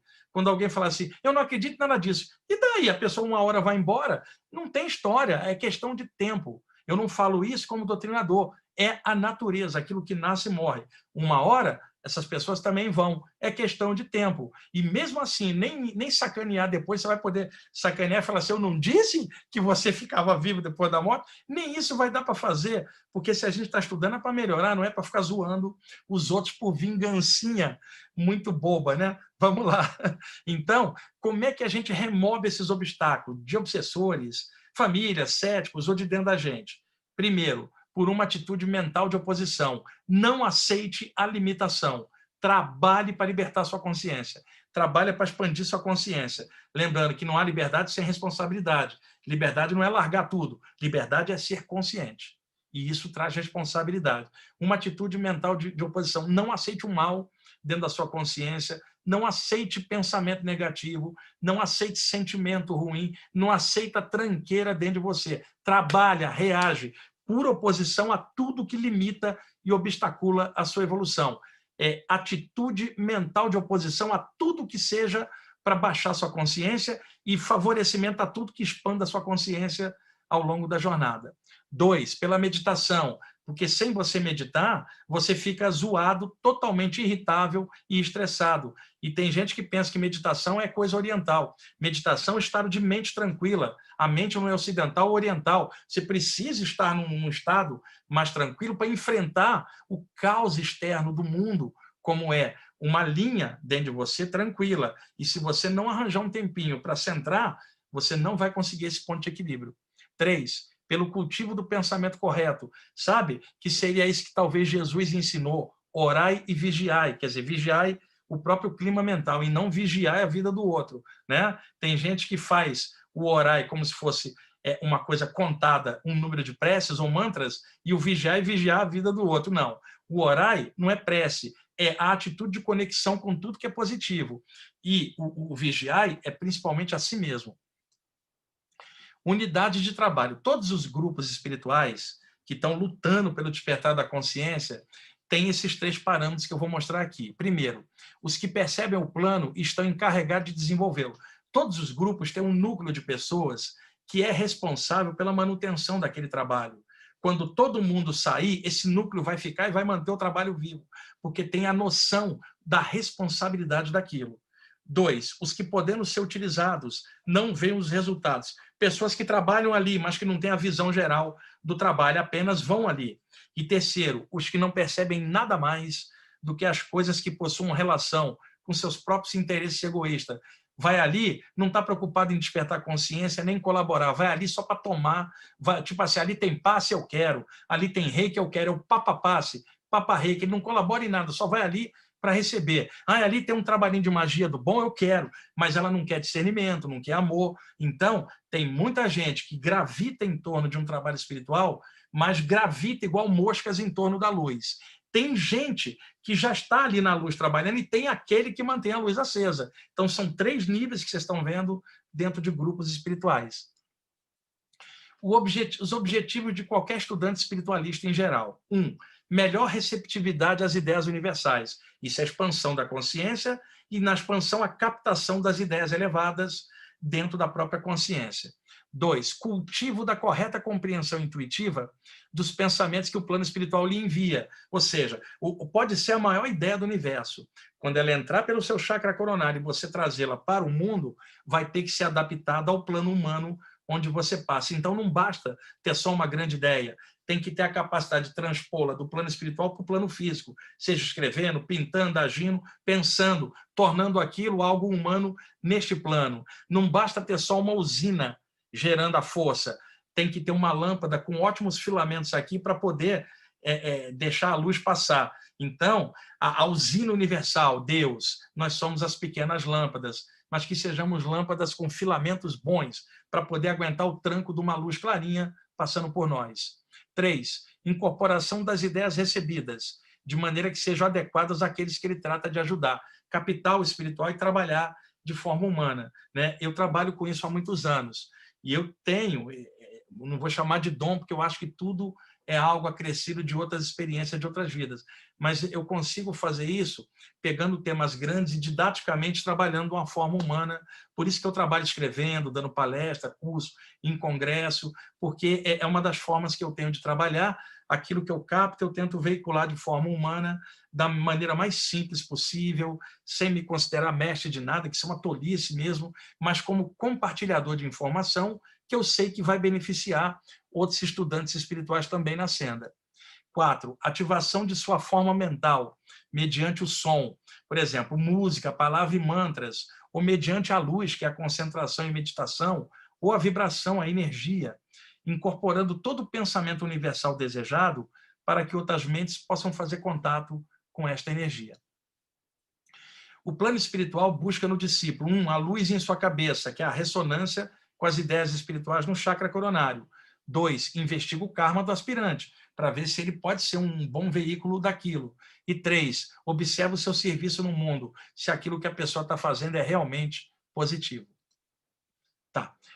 Aqui, tá? Eu termino a exposição. Tá, terminou aqui. Tá? Deixa eu ver que horas tem, porque eu falo pra caramba, já são 9 horas, estou 1 hora falando. Tá? Eu não sei aqui. Ô, Getúlio, aparece aí para eu falar com você. Ativa seu áudio aí, Getúlio. Getúlio, tem 1 hora que eu estou falando direto aqui. Ativa aí seu áudio. Deixa eu falar com você. Cadê o seu áudio, rapaz? Ativa seu chakra laríngeo aí, Getúlio. Não estou vendo aqui. Cadê? Não estou te escutando aqui. Teu áudio está desligado, cara. Cadê o Getúlio? Espera aí que eu tô Cadê chamando. o Getúlio? Cadê o Getúlio? Abduziram o Getúlio, Ana. Getúlio Ô, Ana, então deixa eu falar com você, Ana. Ana, é 9 horas agora, tem 1 hora que eu estou falando. O Getúlio voltou ali. Eu deixei separado uma pastinha aqui que não tem nada a ver com o tema, mas como a gente está falando para o grupo Ramatiz, que são muitos trabalhadores e tal, se vocês deixarem, me der uns 15 minutos ou 20 a mais, eu separei uma pastinha sobre saídas do corpo e médiums e assistência. Se vocês quiserem, eu mostro um pouquinho. Porque, assim, não tem a ver com o tema que o Getúlio pediu, mas eu resolvi anexar, porque se de repente der, eu acho que acrescenta um pouco. E aí, Getúlio? Pode ser? Tá ótimo. Pode ser, Ana? Inclusive o nosso tempo é até às 22, então tem tempo aí depois para pergunta, Então, fica à eu vou tirar vontade. uns 15 minutinhos, assim, bem sucinto, bem sintético, mas pela questão das imagens, a maioria das imagens tiradas dos meus livros, só para dar um pouquinho dessa parte, o que acontece quando um médium dorme, um sensitivo de cura. A Ana, eu já vi a Ana, Getúlio, uma vez eu vi a Ana fora do corpo, numa estrutura extrafísica, era várias salas, que lembrava aí a Ramatiz mesmo, e tinha umas macas e pessoas deitadas que estavam fora do corpo durante o sono, que iam lá para ser tratadas, né? Eram pessoas assediadas, que os mentores levavam os espíritos obsessores para outro plano e tratavam as pessoas fora do corpo lá. E aí eu apareci lá, a Ana estava lá vibrando mãos, e eu sabia que eu não podia falar com a Ana, eu só fiz um gesto assim, ela fez com a cabeça assim, eu estava com outro mentor passando, né? E aí foi muito legal essa experiência, que esse mentor falou assim, deita lá na maca agora, a maca plasmada no plano astral.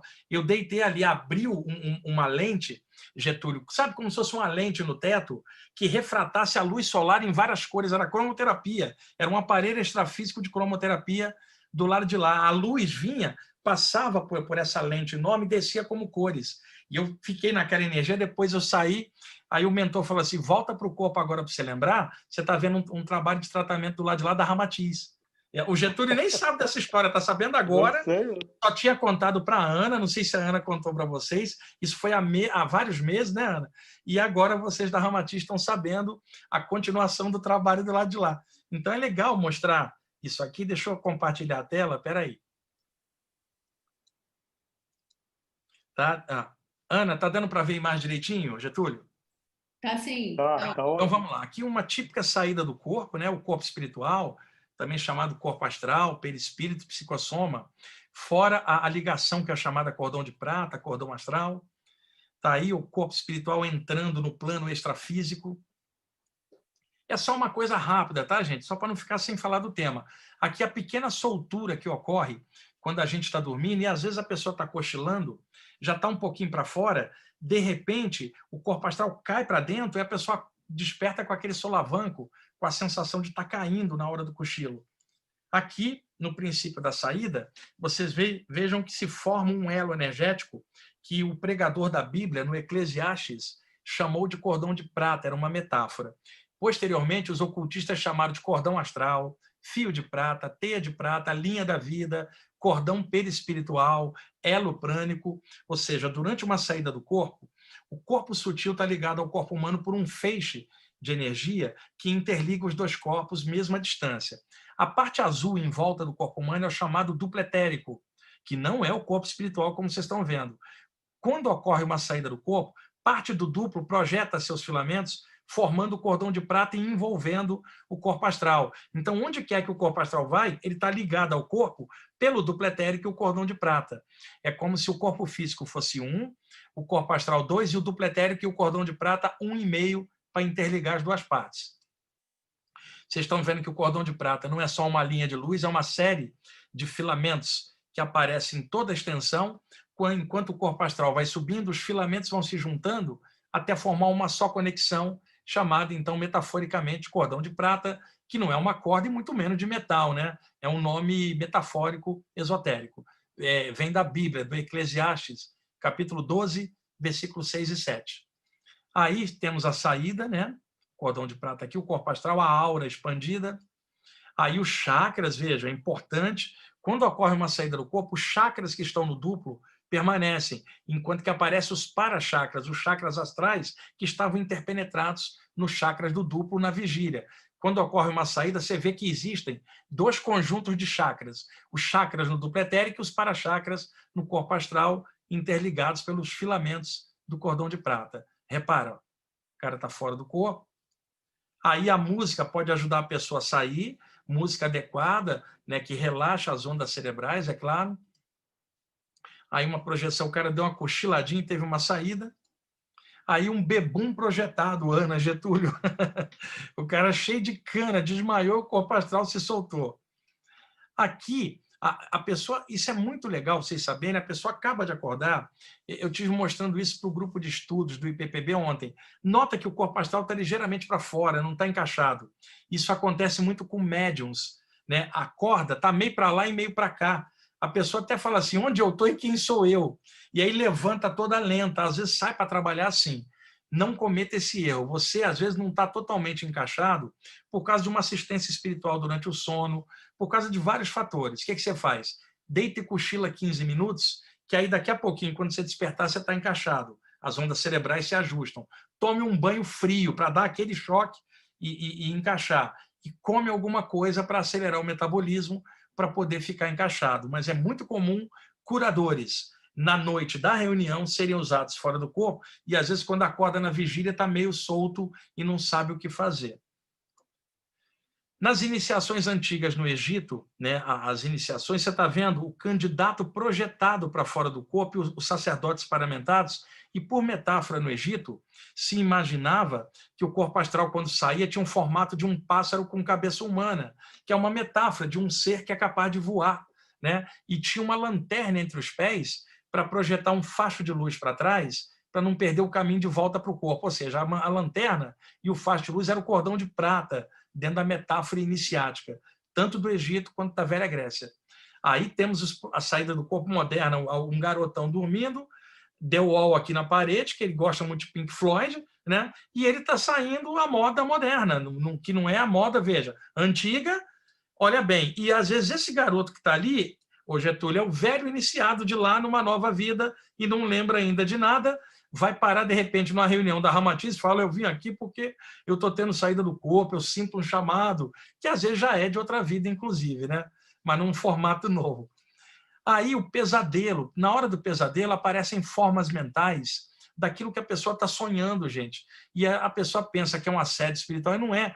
Formas mentais da própria mente dela, naquele momento de medo, e aí a pessoa acorda apavorada, porque como ela está com medo no pesadelo, há uma descarga forte de adrenalina por parte das glândulas suprarrenais, isso acelera o metabolismo, ela desperta com a taquicardia, o coração na boca, apavorada, suando, por causa da adrenalina, porque durante o pesadelo as imagens que se apresentavam eram pesadelares, né? Às vezes, um assédio espiritual é confundido com um pesadelo, mas não tem como eu mostrar essa diferença hoje nesse tema que a gente está vendo.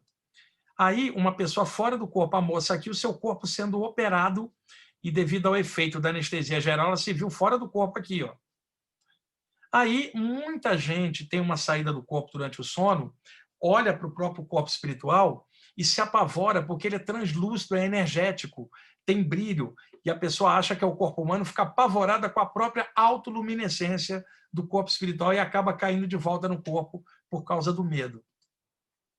2 mentores espirituais egípcios ajudando a pessoa a sair do corpo.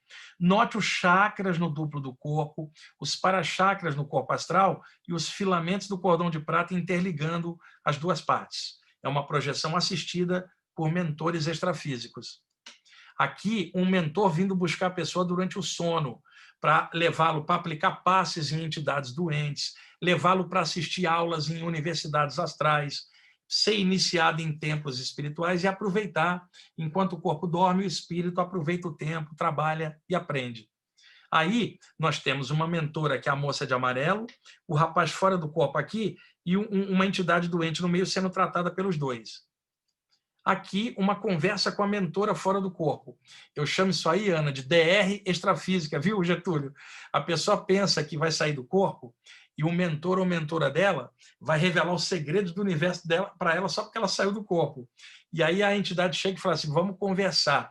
E aí, telepaticamente, a pessoa fala, você vai me revelar o segredo do universo? E aí o mentor ou mentora fala, antes eu vou tentar revelar o segredo de você mesmo ou você mesma. Você está muito irritadinho lá embaixo, está brigando com todo mundo, eu estou tendo vergonha de você. Você quer conhecer o universo e não conhece nem a si mesmo. E eu vou dar uma bronca em você aqui fora para você encaixá-la no corpo e ver se muda, desperta a consciência e para de ficar fazendo besteira aí na vigília. A pessoa queria o segredo do universo, tomou um puxão de orelha para ver se desperta a consciência. Ainda mais se é um estudante espiritual que, poxa, tem que melhorar, senão de que... Ô, Getúlio, o que adianta estudar a parte espiritual se não for para ser feliz, né? Se não for para melhorar?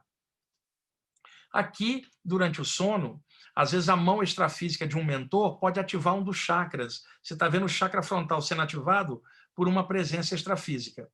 Outra coisa, muita gente que estuda saídas do corpo é egressa de alguma área cristã. Ele foi evangélico no passado, ou católico, e está tendo saídas do corpo. Tem um medo danado de espíritos, essas pessoas. Elas acham que ver um espírito é coisa de espírito ou de um bandista. Não, os espíritos existem antes de doutrinas espirituais surgirem na Terra, e eles fazem parte da evolução. Então, uma dificuldade para esse pessoal reconhecer que há presenças espirituais nas saídas, eles admitem a saída e não admitem a presença espiritual. Conheço um monte de gente assim. E aí, quando você fala de mentores, o pessoal fica irritado, mas o problema é da limitação deles. Os mentores existem, independente do que os homens acham.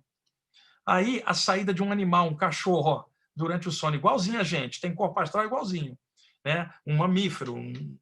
Aí, o meu filho, o Rama, está aqui dormindo do meu lado, botei ele também aqui, ó, fora do corpo.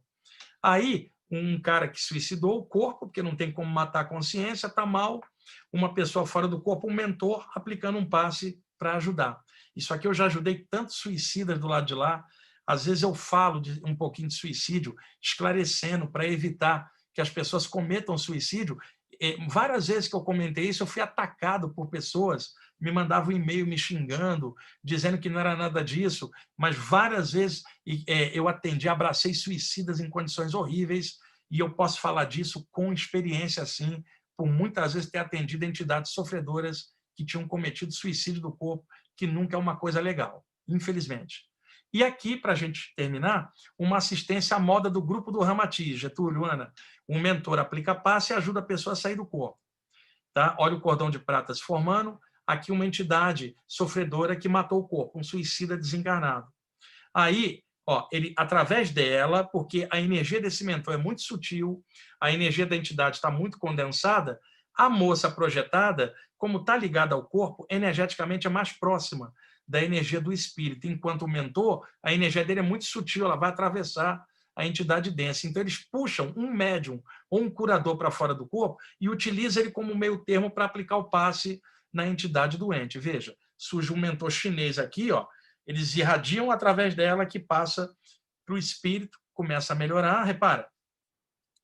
Logo depois, eles vão levar o espírito para um tratamento lá de lá, e ela volta para o corpo contente, porque ajudou mais uma pessoa, sabendo que aqui na humanidade não vão acreditar nela se ela contar, mas ela está tranquila porque ela sabe, e na outra noite vai fazer de novo, porque essa é sua alegria de existir. Então, eu achei que seria legal mostrar isso aqui para vocês. Deixa eu... Tá? Então, 9h22, Ana, Getúlio, falei 1 hora e pouco, então agora eu posso responder perguntas dentro desses temas. E, por favor, não me pergunta como é que Deus criou o universo, como resolver problema emocional seu, eu não tenho a menor ideia. Eu posso responder sobre os temas que eu estou falando, né? Porque tem gente que quer saber numa palestrinha dessa como Deus criou o universo. Aí você não responde, a pessoa fica irritada com você. Eu também não sei como é que Deus criou o universo. E acho que vai levar 1 bilhão de vidas para descobrir. Não vai ser numa palestra pelo Zoom que alguém vai responder, ou tipo assim, como é que eu faço para ser feliz? Se vira, vai viver, trabalha, estuda, eu não tenho resposta para essas coisas, não. Eu também estou na luta, eu tenho resposta sobre esses temas aí que eu posso falar, tá bom? Getúlio, Ana, estou aí às ordens de vocês. Tem umas perguntas aqui, Wagner, o Sérgio vai fazer para você, tá? Tá bom. Sérgio, é contigo. Opa. Bom, vamos lá, Sérgio está com vergonha, então eu vou fazer eu. Não, eu estava ativando aqui, mas manda brasa aí. Pode falar. Pode ir, pode ir. Deixa eu pegar lá. Peraí. Wagner, enquanto ele pega, tem um pessoal perguntando como é que faz para participar do seu grupo de estudo. Não dá. Não dá, nesse grupo é fechado pelo seguinte. Nós temos aqui em São Paulo, no IPPB, um grupo de estudos às quartas-feiras, presencial. Esse grupo é desde 1997, estuda comigo toda quarta-feira o ano inteiro. São 140 pessoas. Então, é um grupo aqui presencial. Como a gente está nessa época de pandemia, estou fazendo as reuniões pelo Zoom com o grupo, que é o mesmo grupo que estuda comigo, né? Não é um grupo aberto, é um grupo de 140 pessoas que eu estou dando aula para eles pelo Zoom. Tem um outro grupo de terça-feira no Brooklyn, também pelo Zoom, mas também fechado. São grupos presenciais, eles não são grupos pela internet. E eu estou fazendo a reunião pelo Zoom temporariamente até voltar às reuniões presenciais, assim como aqui na Ramatiz, eu faço as palestras presenciais, dessa vez eu estou fazendo pelo Zoom, tá, gente? O que mais? Vai lá, Sérgio. Por que alguns médiuns lembram-se da saída do corpo durante o sono e outros não se recordam de nada? Isso aí varia bastante, viu, Sérgio? Porque depende das condições físicas, psicológicas e energéticas de cada um. Porque tem médiums de tudo quanto é tipo, né, Ana? Né? Tem médiums muito responsáveis, tem médium irresponsável, tem médium que aprofunda a coisa, tem médium que não estuda nada, então depende muito do próprio desenvolvimento da pessoa, porque por detrás do médium tem uma pessoa. Quantos médiums eu conheci, Ana, Getúlio, Sérgio, que morriam de medo de espíritos? Você imagina, médium com medo de espíritos. Poxa, se uma pessoa tem medo de tinta, não vai virar pintor. Se a pessoa tem medo de cimento, não vire pedreiro. Pô, a pessoa tem medo de espírito, vai desenvolver a mediunidade. Mas aí a gente vê que por detrás do médium tem uma pessoa. E essa pessoa, na infância, incutiram medo nela quando ela era criança de diabo, de espíritos, e ela hoje tem medo do invisível mesmo sendo médium. Ela não vai lembrar das saídas do corpo, porque o medo dela vai travar. É um motivo, por exemplo. Por outro motivo, imagina que a Ana foi levada fora do corpo numa noite, no umbral, no astral inferior. Viu um monte de entidades deformadas que ela aplicou energia. Quando ela volta, é melhor que ela não lembre desse horror. Então, ela sabe que teve lá, mas essa lembrança não vai rolar, a não ser que tenha uma finalidade de conhecimento, de contar para alguém, mas, via de regra, vai esquecer. Então, varia muito, não tem uma resposta, só porque depende do contexto da pessoa. E o motivo é que, durante a saída, como eu mostrei ali, tem os chakras no duplo do corpo, tem os chakras no corpo astral e o cordão de prata. Então, por exemplo, vamos supor que alguém leva o Getúlio fora do corpo. O Ramatiz leva o Getúlio fora do corpo. Então, tem uma entidade bem densa para ele aplicar energia. O que o amparador faz? Ele faz a energia fluir pelo cordão para que ele fique mais condensado na ponta para chegar naquela entidade densa. Essa energia vai do corpo para o espírito, através do cordão. Então, isso condensa um pouco. Na hora que a pessoa volta, ela não vai lembrar. Porque é diferente uma saída do corpo, onde ela está leve, livre e solta. Quando tem um componente de ajuda a um terceiro, a energia tem que ficar um pouco mais densa, para ajudar aquela entidade densa. Daí, na volta, a pessoa não lembra. Como médiuns e curadores lidam com entidades densas para ajudar, na hora da volta, às vezes não ocorre a memória. Esse é um dos motivos. Mais uma aqui. Ao deitar na cama, se sentir inflando, ainda consciente ao mesmo tempo, já vendo algumas imagens. É o quê? Isso se chama ballonnement. É uma expressão do francês, você fala ballonnement ou ballonnement. É o seguinte, Eu vou dar um exemplo paralelo, tá?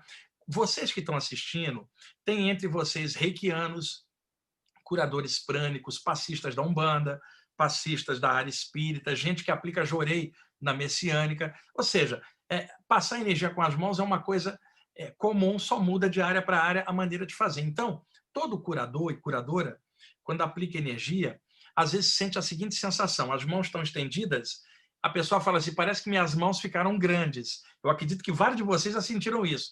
O que rola? O fluxo de energia passando pelo chakra da palma da mão e dos dedos dilata a aura das mãos. Vai parecer que as mãos estão grandes. O que é isso? Uma dilatação da aura das mãos. Acontece que a pessoa está deitada, o metabolismo cardiorrespiratório está baixo, padrão de ondas cerebrais está baixo, de repente a aura dela começa a dilatar inteira, não é só das mãos. O que ela vai sentir? Que ela está estufando, não é isso? Parecendo que ela está ficando grande. E nesse momento que a aura dela está expandindo, os sentidos extrafísicos começam a despertar e a pessoa começa a ver algo lá antes mesmo da saída. Sabe o que lembra, Getúlio?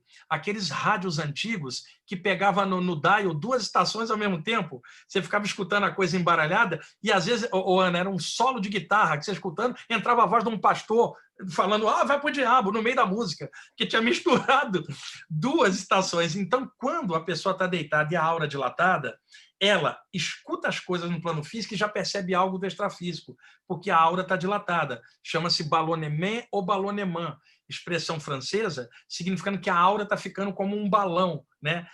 Às vezes dá a sensação que a pessoa está deitada num colchão de ar e o colchão de ar vai subindo com ela, o corpo astral emergindo. É um dos sintomas principais das saídas do corpo. E outra coisa, eu separei aqui, porque eu sabia que alguém ia perguntar. Esse aqui é o livro Viagem Espiritual, já está quase esgotando a edição. É um dos livros que eu recomendo vocês pesquisarem, não porque é meu, mas eu botei várias imagens coloridas, inclusive essas que a gente estava usando durante a exposição, são 58 imagens coloridas, e uma delas é o ballonnement. Deixa eu mostrar aqui, que eu acho que tem aqui uma. Essa imagem aqui é clara. Vocês estão vendo a aura amarelinha dilatada, a pessoa que tem a sensação de estar ficando grandona. É isso que a pessoa que perguntou está falando. E também acabei de relançar o Falando de Vida Após a Morte, os livros editados pela editora Luz da Serra. Tá? Eu tenho 13 livros editados, e entrem lá no site do IPPB, é ippb.org.br. Tem uma seção de download de livros gratuitos lá, tem vários dos meus livros gratuitos para vocês baixarem. Não esses que estão em catálogo, tem editora, mas várias coisas sobre saídas do corpo vocês podem achar lá para aprofundar. O que mais?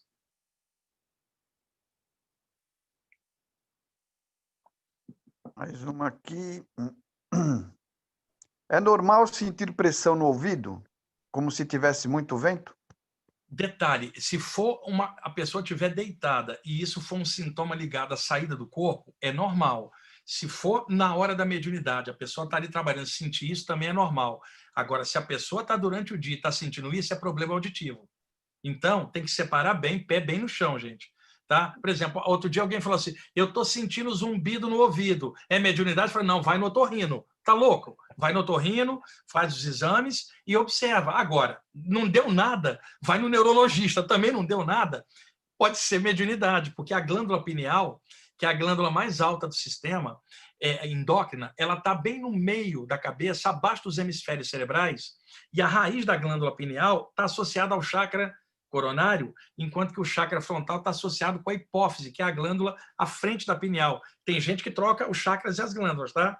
É chakra coronário pineal, frontal e hipófise, sendo que a pineal também é chamada de epífise e a hipófise também é chamada de pituitária. Então, quando os chakras da cabeça, os dois, começam a se ativar, as 2 glândulas da cabeça, pineal e hipófise, começam também a vibrar. Então, esta vibração pode dar uma compressão dentro do canal auditivo, que dá a sensação de ventania, né? ou de um ruído de um lado para o outro. Mas isso, especificamente, na hora de uma saída do corpo ou de um fenômeno anímico mediúnico. Se isso está acontecendo cotidianamente, aí é problema auditivo ou neurológico, sendo que algumas doenças podem causar zumbido no ouvido, como pressão alta, diabetes, pressão na cervical, e aí a pessoa tem que ter sempre pé no chão para não dar viajada na Hellmann's Airline, que é a viajada na maionese astral, e achar que tudo é espiritual sem pé no chão, né?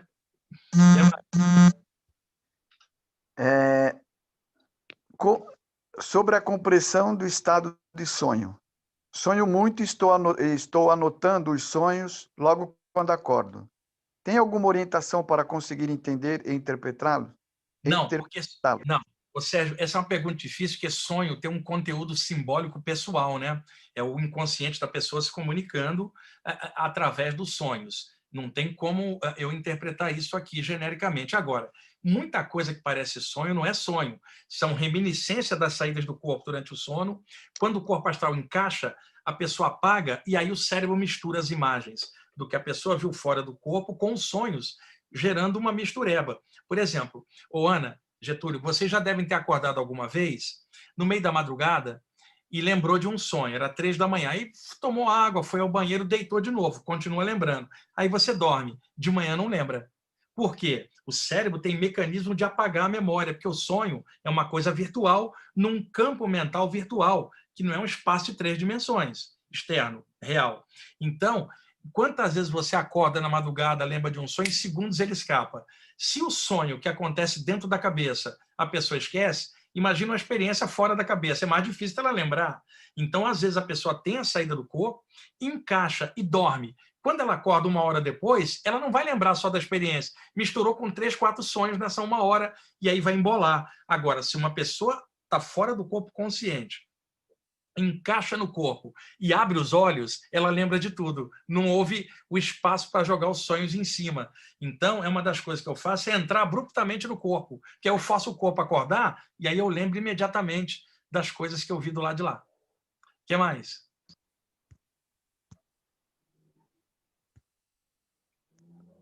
Peraí, deixa eu ver aqui. Vem cá. Tem alguém que tá dormindo aqui do meu lado e acordou? Pediram para mostrar o Ele fica aqui na cadeira do lado enquanto eu estou no Zoom, ele fica aqui do lado dormindo, olha aí. Ó. Que lindo. Esse cara me deu um trabalho, Ana Getúlio, esses dias, que ele teve uma infecção intestinal violenta, teve que ficar internado 1 dia em observação. Eu fiquei da noite de segunda para terça sem dormir, cuidando dele, ele passando mal, uma diarreia violenta. E aí fui na veterinária, de segunda para cá eu fiquei em função dele. Ontem ele melhorou bem e hoje já está praticamente bom, mas é igual uma criança, ó, 11 anos aqui, ó.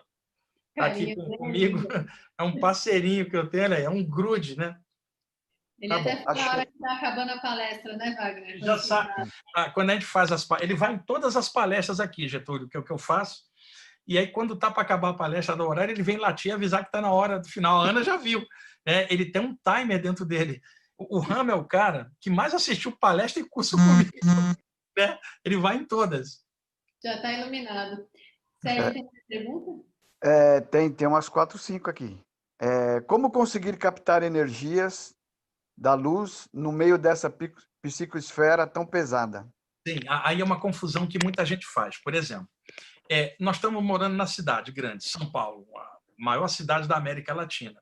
Então, como captar uma energia do mar aqui na cidade, ou uma energia da montanha? Não tem, a energia é poluída porque o ar está poluído. Nós estamos falando de energia no plano físico, não é isso? Tá, eu respiro ela, tá, eu mexo as mãos aqui, eu estou nela. O que acontece? Para respirar uma energia melhor, eu vou ter que ir para a praia ou vou ter que ir para o alto da montanha. Isso em se tratando de ambiente físico, não é isso? Tá? Você fala, deixa eu respirar um ar mais leve. Agora, quando se trata de algo espiritual, independe de onde a pessoa está, é sintonia. Você está num plano pesado, mediante a prece, meditação, um trabalho de energia, você sintoniza uma energia superior que não é essa daqui, e aí você entra numa vibe melhor.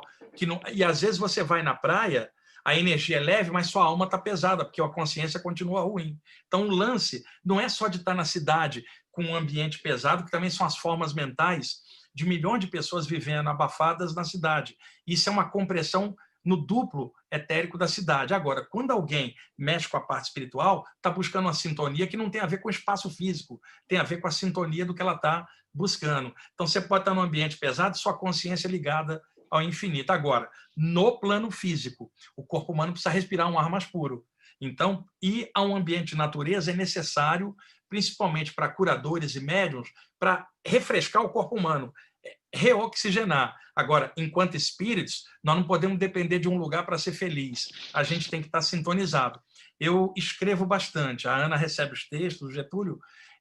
Se eu tivesse em frente a uma praia ou num ambiente de natureza, você fala, estou inspirado pelo mar ou inspirado pela natureza para escrever um texto lindo. Eu estou na cidade de São Paulo, não tem montanha nem mar, e escrevo textos lindos. A sintonia, eu não estou tirando do lugar, eu estou tirando da conexão que vem com o espiritual. Então, uma coisa é a energia do ambiente, é pesado. Outra coisa é a energia da gente. Então, a gente pode superar isso se interligando com algo maior. Agora, no plano físico, é bom dar uma respirada em lugar de natureza. Essa é facinho. Onde conseguir comprar o livro?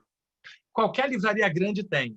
O livro é Viagem Espiritual, A Projeção da Consciência, editora Luz da Serra. Deixa eu mostrar a capa novamente. Ó, tá? E tem o outro, que é o Falando de Vida Após a Morte.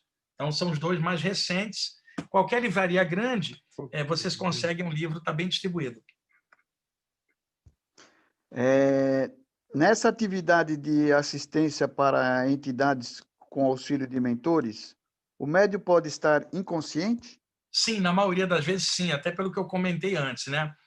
A Ana está projetada. Vou tentar dar um exemplo melhor. Vamos supor que aqui fosse o quarto do Getúlio ou da Ana. Tá? Vamos pegar o Getúlio e saber. Getúlio está deitado aqui, tá? E eu sou um mentor espiritual. Tá? O corpo do Getúlio está ali, eu chego e começo a mexer, causo uma dilatação da aura dele para ele ir para fora. Ele vai para fora e ali tem um outro colega meu, um outro mentor, que leva ele até uma presença extrafísica que é muito densa, muito pesada. E aí o Getúlio está sendo levado para aplicar energia lá.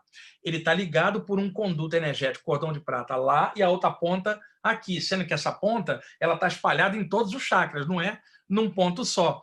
Por isso que às vezes alguém vê o cordão de prata saindo da cabeça, o outro vê do peito, porque sai de todas as partes, mas vai ter uma parte mais condensada em algum momento. Então, lá na outra ponta, aquele mentor que está com o astral do Getúlio, o corpo físico do Getúlio aqui, isso não é desdobramento, porque o Getúlio não é a carcaça deitada, o Getúlio é o que está lá na ponta, projetado, o espírito. Tá? O corpo não é o Getúlio, é o invólucro físico vazio dele, ele está lá. Aquele mentor telepaticamente fala, Wagner, preciso de mais energia densa, porque essa entidade é muito pesada. A energia do Getúlio está atravessando ela, o Getúlio está muito sutil, precisa de condensação. Eu, então, vou aqui em torno do duplo do corpo, onde estão os chakras, lá na outra ponta, os para-chakras, começa a mexer nos 3 chakras de baixo, a base da coluna, o sexual e o umbilical, e começa a fazer essas energias fluir pelo cordão, engrossando, porque a energia daqui condensada para lá, lá na outra ponta o Getúlio vai ficar mais condensado, ele vai ficar inconsciente, porque essa carga de energia excedente tende a bloquear o nível de consciência. Então, médiuns e curadores tendem a ficar inconscientes em boa parte das assistências espirituais que participam. Ok? O que seria o front chakra ativar do nada, uma média de 3 a 4 vezes por dia? Tá, frontochakra é a linguagem que o Valdo Vieira criou na Conscienciologia, que eu trabalhei com o Valdo durante 10 anos. E o Valdo tinha mania de ficar criando nome novo para coisa antiga. E aí acabou complicando mais a didática para explicar. Chakra frontal, fronte. O Valdo, em vez de falar chakra frontal, ele fala frontochakra. É a mesma coisa. Veja, corpo mental, ele fala mental soma. Soma é corpo. Então, confunde o leigo. Então, você vai falar chakra laríngeo, ele vai falar laringochakra. É a mesma coisa. Então, chakra frontal, a pessoa está dizendo que está ativando o chakra frontal 3, 4 vezes por dia. Isso é uma prática excelente, foi assim que eu ativei os meus durante anos, trabalhando o chakra frontal todo dia um pouquinho. Agora, o único cuidado que ela tem que fazer é ver se não está exagerando. É ideal trabalhar os outros chakras também, dando prioridade sempre ao chakra frontal, com certeza, e ao chakra cardiorrespiratório, que equilibra a mente e o corpo, né, gente? E evite exagero de ficar mexendo bastante com energia para você não perder o pé no chão. Porque eu conheci pessoas que mexiam com energia o tempo inteiro e perderam a própria humanidade, não conseguia conviver normal com as outras pessoas, desequilibrou sua encarnação, sua proex, a pessoa vai entender, sua programação existencial. O ideal é trabalhar isso, mas em equilíbrio.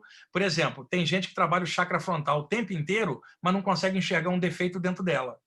Então, é um trabalho integral, Não pode ser só num ponto, mas trabalhar o chakra frontal, se a pessoa estiver fazendo isso com equilíbrio, é uma forma legal de desenvolver. Luz branquinha ou amarela na testa, com frequência, é excelente. O que mais? Às vezes, a gente fica em situações difíceis na saída do corpo. Isso acontece de vez em quando. Como saber se é saída do corpo ou sonho? Olha, Tem saída de corpo tensa? é difícil explicar isso, né? Como eu falei, que o sonho tem conteúdo muito pessoal. E outra coisa, não é só a saída do corpo, que às vezes tem coisa difícil. A gente tem coisa difícil no próprio dia a dia, dentro da matéria, né, gente? Então, experiência é experiência. Eu não entendo o que você está falando difícil. Às vezes você é levado e está diante de um espírito doente, você aplica a luz nele, isso não é um momento difícil, é um momento grandioso para você. Mas aí a pessoa fala, eu achava que eu ia para as Pleiades, ou hora e me levaram ali em Diadema para dar um passo numa entidade toda triste. Eu era difícil. Não era difícil nada, isso é grandioso. Isso é uma assistência espiritual. Né? Agora, tem que ver. Às vezes a pessoa vê coisas fora, situações, às vezes, complexas. Quando ela volta, o cérebro dela não aguenta registrar tudo. Então, ele mistura com os sonhos, como eu já falei antes. Mas é muito individualizado para ver qual é o jeito da pessoa para indicar o que fazer para ela. Existe algum tipo de prática que podemos fazer de imediato para autoproteção na hora de treinar projeção astral? Sim, ser feliz. É a maior prática que tem. Porque uma pessoa feliz, ela irradia pela aura, ela está cheia de luz. Dá um jeitinho de manter a autoestima sempre alta na hora de deitar. Mesmo que o dia tenha sido pesado, na hora de deitar, a autoestima é elevada. Por quê? A pessoa carrega para fora do corpo o estado íntimo que ela tem na hora de deitar. Se a pessoa deita cheia de tranqueira na mente, ela vai levar isso para o lado de lá. Então, se ela deita, ergue o pensamento, pensa algo legal, ela já, antes da saída, ela já está com um clima melhor levando para lá. Se ela encontrar algo estranho, a própria energia dela dilui aquilo. Então, o que eu aconselho para quem possa e tenha tempo? Ler alguma coisa na hora de deitar sobre saída do corpo ou mundo espiritual e durma pensando naquilo todas as noites. Aí a pessoa vai falar, durante quanto tempo? O resto da vida, porque a pessoa dorme toda noite. Então, se acostume a ler, nem que seja uma página de algo espiritual na hora de deitar. Antes de dormir, ergue o pensamento a um poder maior que você respeite, dentro da linha que você quiser. Veja que eu não prendo a pessoa em nada, ela tem que estar livre, mas lembre-se que você não está sozinho no universo e que existe um plano maior superintendendo as coisas. Não durma, não sem esquecer, sem lembrar disso, gente, tá? Alguns trabalham com mantras, outros manipulam energia, mas faça algo. Não deita somente para dormir. Deita para que o corpo durma, para que você possa aproveitar as horas de sono para algo melhor. E sempre lembrando, o fato de ir para fora do corpo não tira a necessidade que você vai ter que entrar no corpo e amanhã viver na matéria o dia inteiro, trabalhando e valorizando as coisas no mundo físico e tentando fazer o melhor possível aqui para a ecologia, a natureza, as pessoas fazer. É na hora de deitar que você vai pensar no lado de lá. Acordou do lado de cá, presta atenção na vida cotidiana. Vai botar a cabeça no travesseiro, esquece a vida material e pensa no plano espiritual, eleva o pensamento, leia algo e durma com a autoestima alta. Eu aconselho sempre assim, põe a cabeça no travesseiro e pensa assim, que durante as horas de sono eu possa me desprender do corpo humano e que algo positivo aconteça, seja lá o que, seja onde, que a minha consciência melhore. Começa a botar isso forte na sua cabeça. E, de repente, numa saída, você vai estar num lugar bem pesado, lá na Baixada Fluminense, onde eu cresci, no interior do Ceará, no interior da África, em lugares muito carentes, você vai se ver dando paz. Numa outra noite, você está projetado numa expansão de consciência. Tudo varia muito de acordo com aquilo que você está buscando. Quer mais?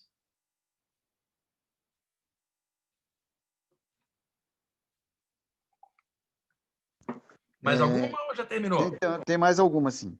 Poderemos pensar a projeção astral como uma primeira porta que dá acesso a outras ainda maiores? Sim, com certeza, tá? A projeção é uma das portas, não é a única, é claro. Nós temos diversas características, né? Anímicas e mediúnicas, meditativas, iogues. Cada um deve achar a porta que lhe seja melhor, desenvolvida por característica. Para uns é a mediunidade, para outros é o yoga, para outros é o chakras, para o outro é a meditação. Descubra o que deixa você bem com você mesmo. Agora, tem uma coisa que é comum a tudo. Você vai ser obrigado a dormir 1 hora. E ao dormir, ocorrem os desprendimentos. Então, a saída do corpo se torna uma porta única. Porque, embora você tenha várias portas na vigília, na hora de deitar, ela se torna uma só. Porque, dormindo, o único caminho para o plano espiritual é a saída. Então, é uma porta valiosíssima. Agora, como eu estou falando, existem várias coisas a fazer e a projeção astral, a saída do corpo, é apenas um dos degraus de algo muito maior. Mas para quem está encarnado na Terra, é um ponto de liberdade durante o sono, para a gente devolver um pouco da liberdade perdida, permitindo aprender, trabalhar e voltar para o corpo com melhor consciência para encarar as coisas do dia a dia. Eu desenvolvi a mediunidade, anos e anos de sessão de desobsessão, a parte yoga, tudo que eu podia. Mas a coisa que mais me deu valor foi a saída do corpo. Eu não estou comparando, eu estou dizendo que para o meu processo, a saída do corpo foi o que mais me ampliou, foi onde eu vi mais coisas. Agora, graças a Deus, eu pude trabalhar outras aqui para equilibrar, porque tem gente que é fanática por saída do corpo também. Não tem aquelas pessoas fanáticas por alguma área, a saída do corpo não iria escapar disso. Tem gente que é fanática, acha que só a saída do corpo é a única coisa que interessa, como tem gente que é fanático pela mediunidade e o outro que é fanático pela parte anímica. Evite isso. Trabalha tudo em conjunto. Saída do corpo é uma porta fantástica. Não é a única. Existem outras maneiras da gente enriquecer tudo isso. O que mais?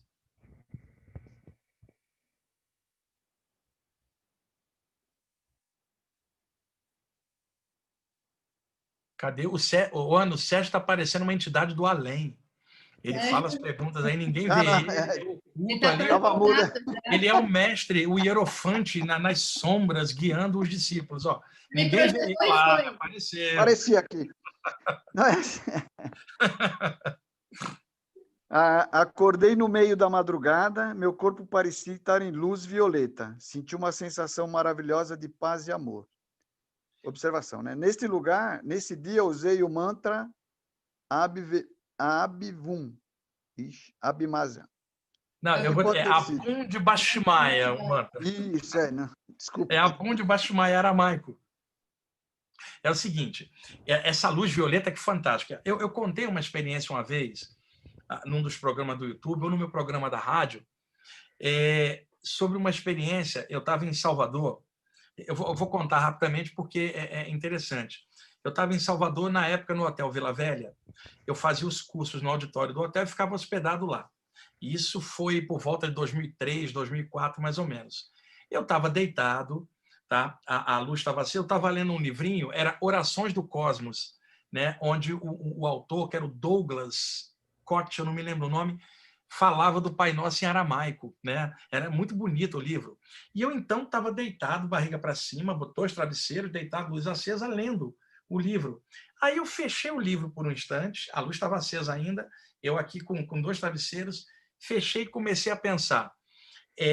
O Pai Nosso, na ótica de Jesus, perguntaram a Jesus assim, como é que o Senhor ora? E Jesus diz, eu me recolho num cantinho secreto, entro no meu coração e em segredo falo com meu Pai que está no céu. E aí ele então ensina o Pai Nosso, que era o modo como ele fazia, né? E daí ensinou essa forma incrível.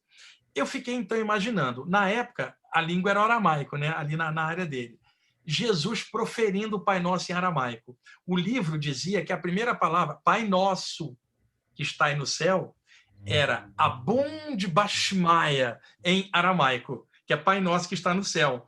Eu fiquei pensando, se apenas pensar no Pai Nosso, da forma como a gente entende, já traz uma vibração, imagina no original, na boca de Jesus, né? Com o chakra laríngeo dele vibrando aquilo, vindo do coração. Abum de Bashmaya. Aí, eu já tinha perguntado a um amigo meu qual era a tradução desse meu amigo, é judeu, ele entendia, falou, é Abum de Bashmaya. Eu, então, fechei os olhos com o livro ali e falei assim, e se eu usar essa primeira palavra, Abum de Bashmaya, né, no meu chakra frontal e vibrar aqui com energia branquinha? Eu vou fazer um test drive. Aí, eu, de olhos fechados, a luz acesa, o livro aqui, eu comecei a repetir, ó, Abum de Bashmaya. Eu não mexi a boca, era o frontal, fala Abum Abum de Bashmaia, Abum de Bashmaia. Eu fui apagando, apaguei. Cerca de meia hora depois, 20 minutos, eu me vejo já fora do corpo, ou seja, houve uma saída do corpo inconsciente, eu pairando 2 metros, quase 3 acima do corpo, o corpo deitado, eu espiritualmente olhava. O corpo tinha acontecido, Ana, um dos travesseiros tinha escorregado, o livro tinha caído da mão do corpo e a cabeça estava assim, ó. E aí você olha, o corpo parece um boneco de carne ali vazio, não é você, é um bonecão mantido vivo pela respiração. Eu totalmente consciente vendo o corpo e vendo que eu não sou o corpo, eu não desdobrei em 2, eu sou um, o corpo, aquilo que estava deitado não era eu, era um boneco carnal sem eu dentro, né? De repente, tinha uma janela aqui, tinha uma parede sem janela que dava para uma avenida. Eu senti que vinha algo pela parede, eu me virei, o corpo está ali embaixo, eu me virei. Começou a aparecer uma luz, uma energia escura na parede, como se estivesse formando um portal ovalado escuro, de energia escura.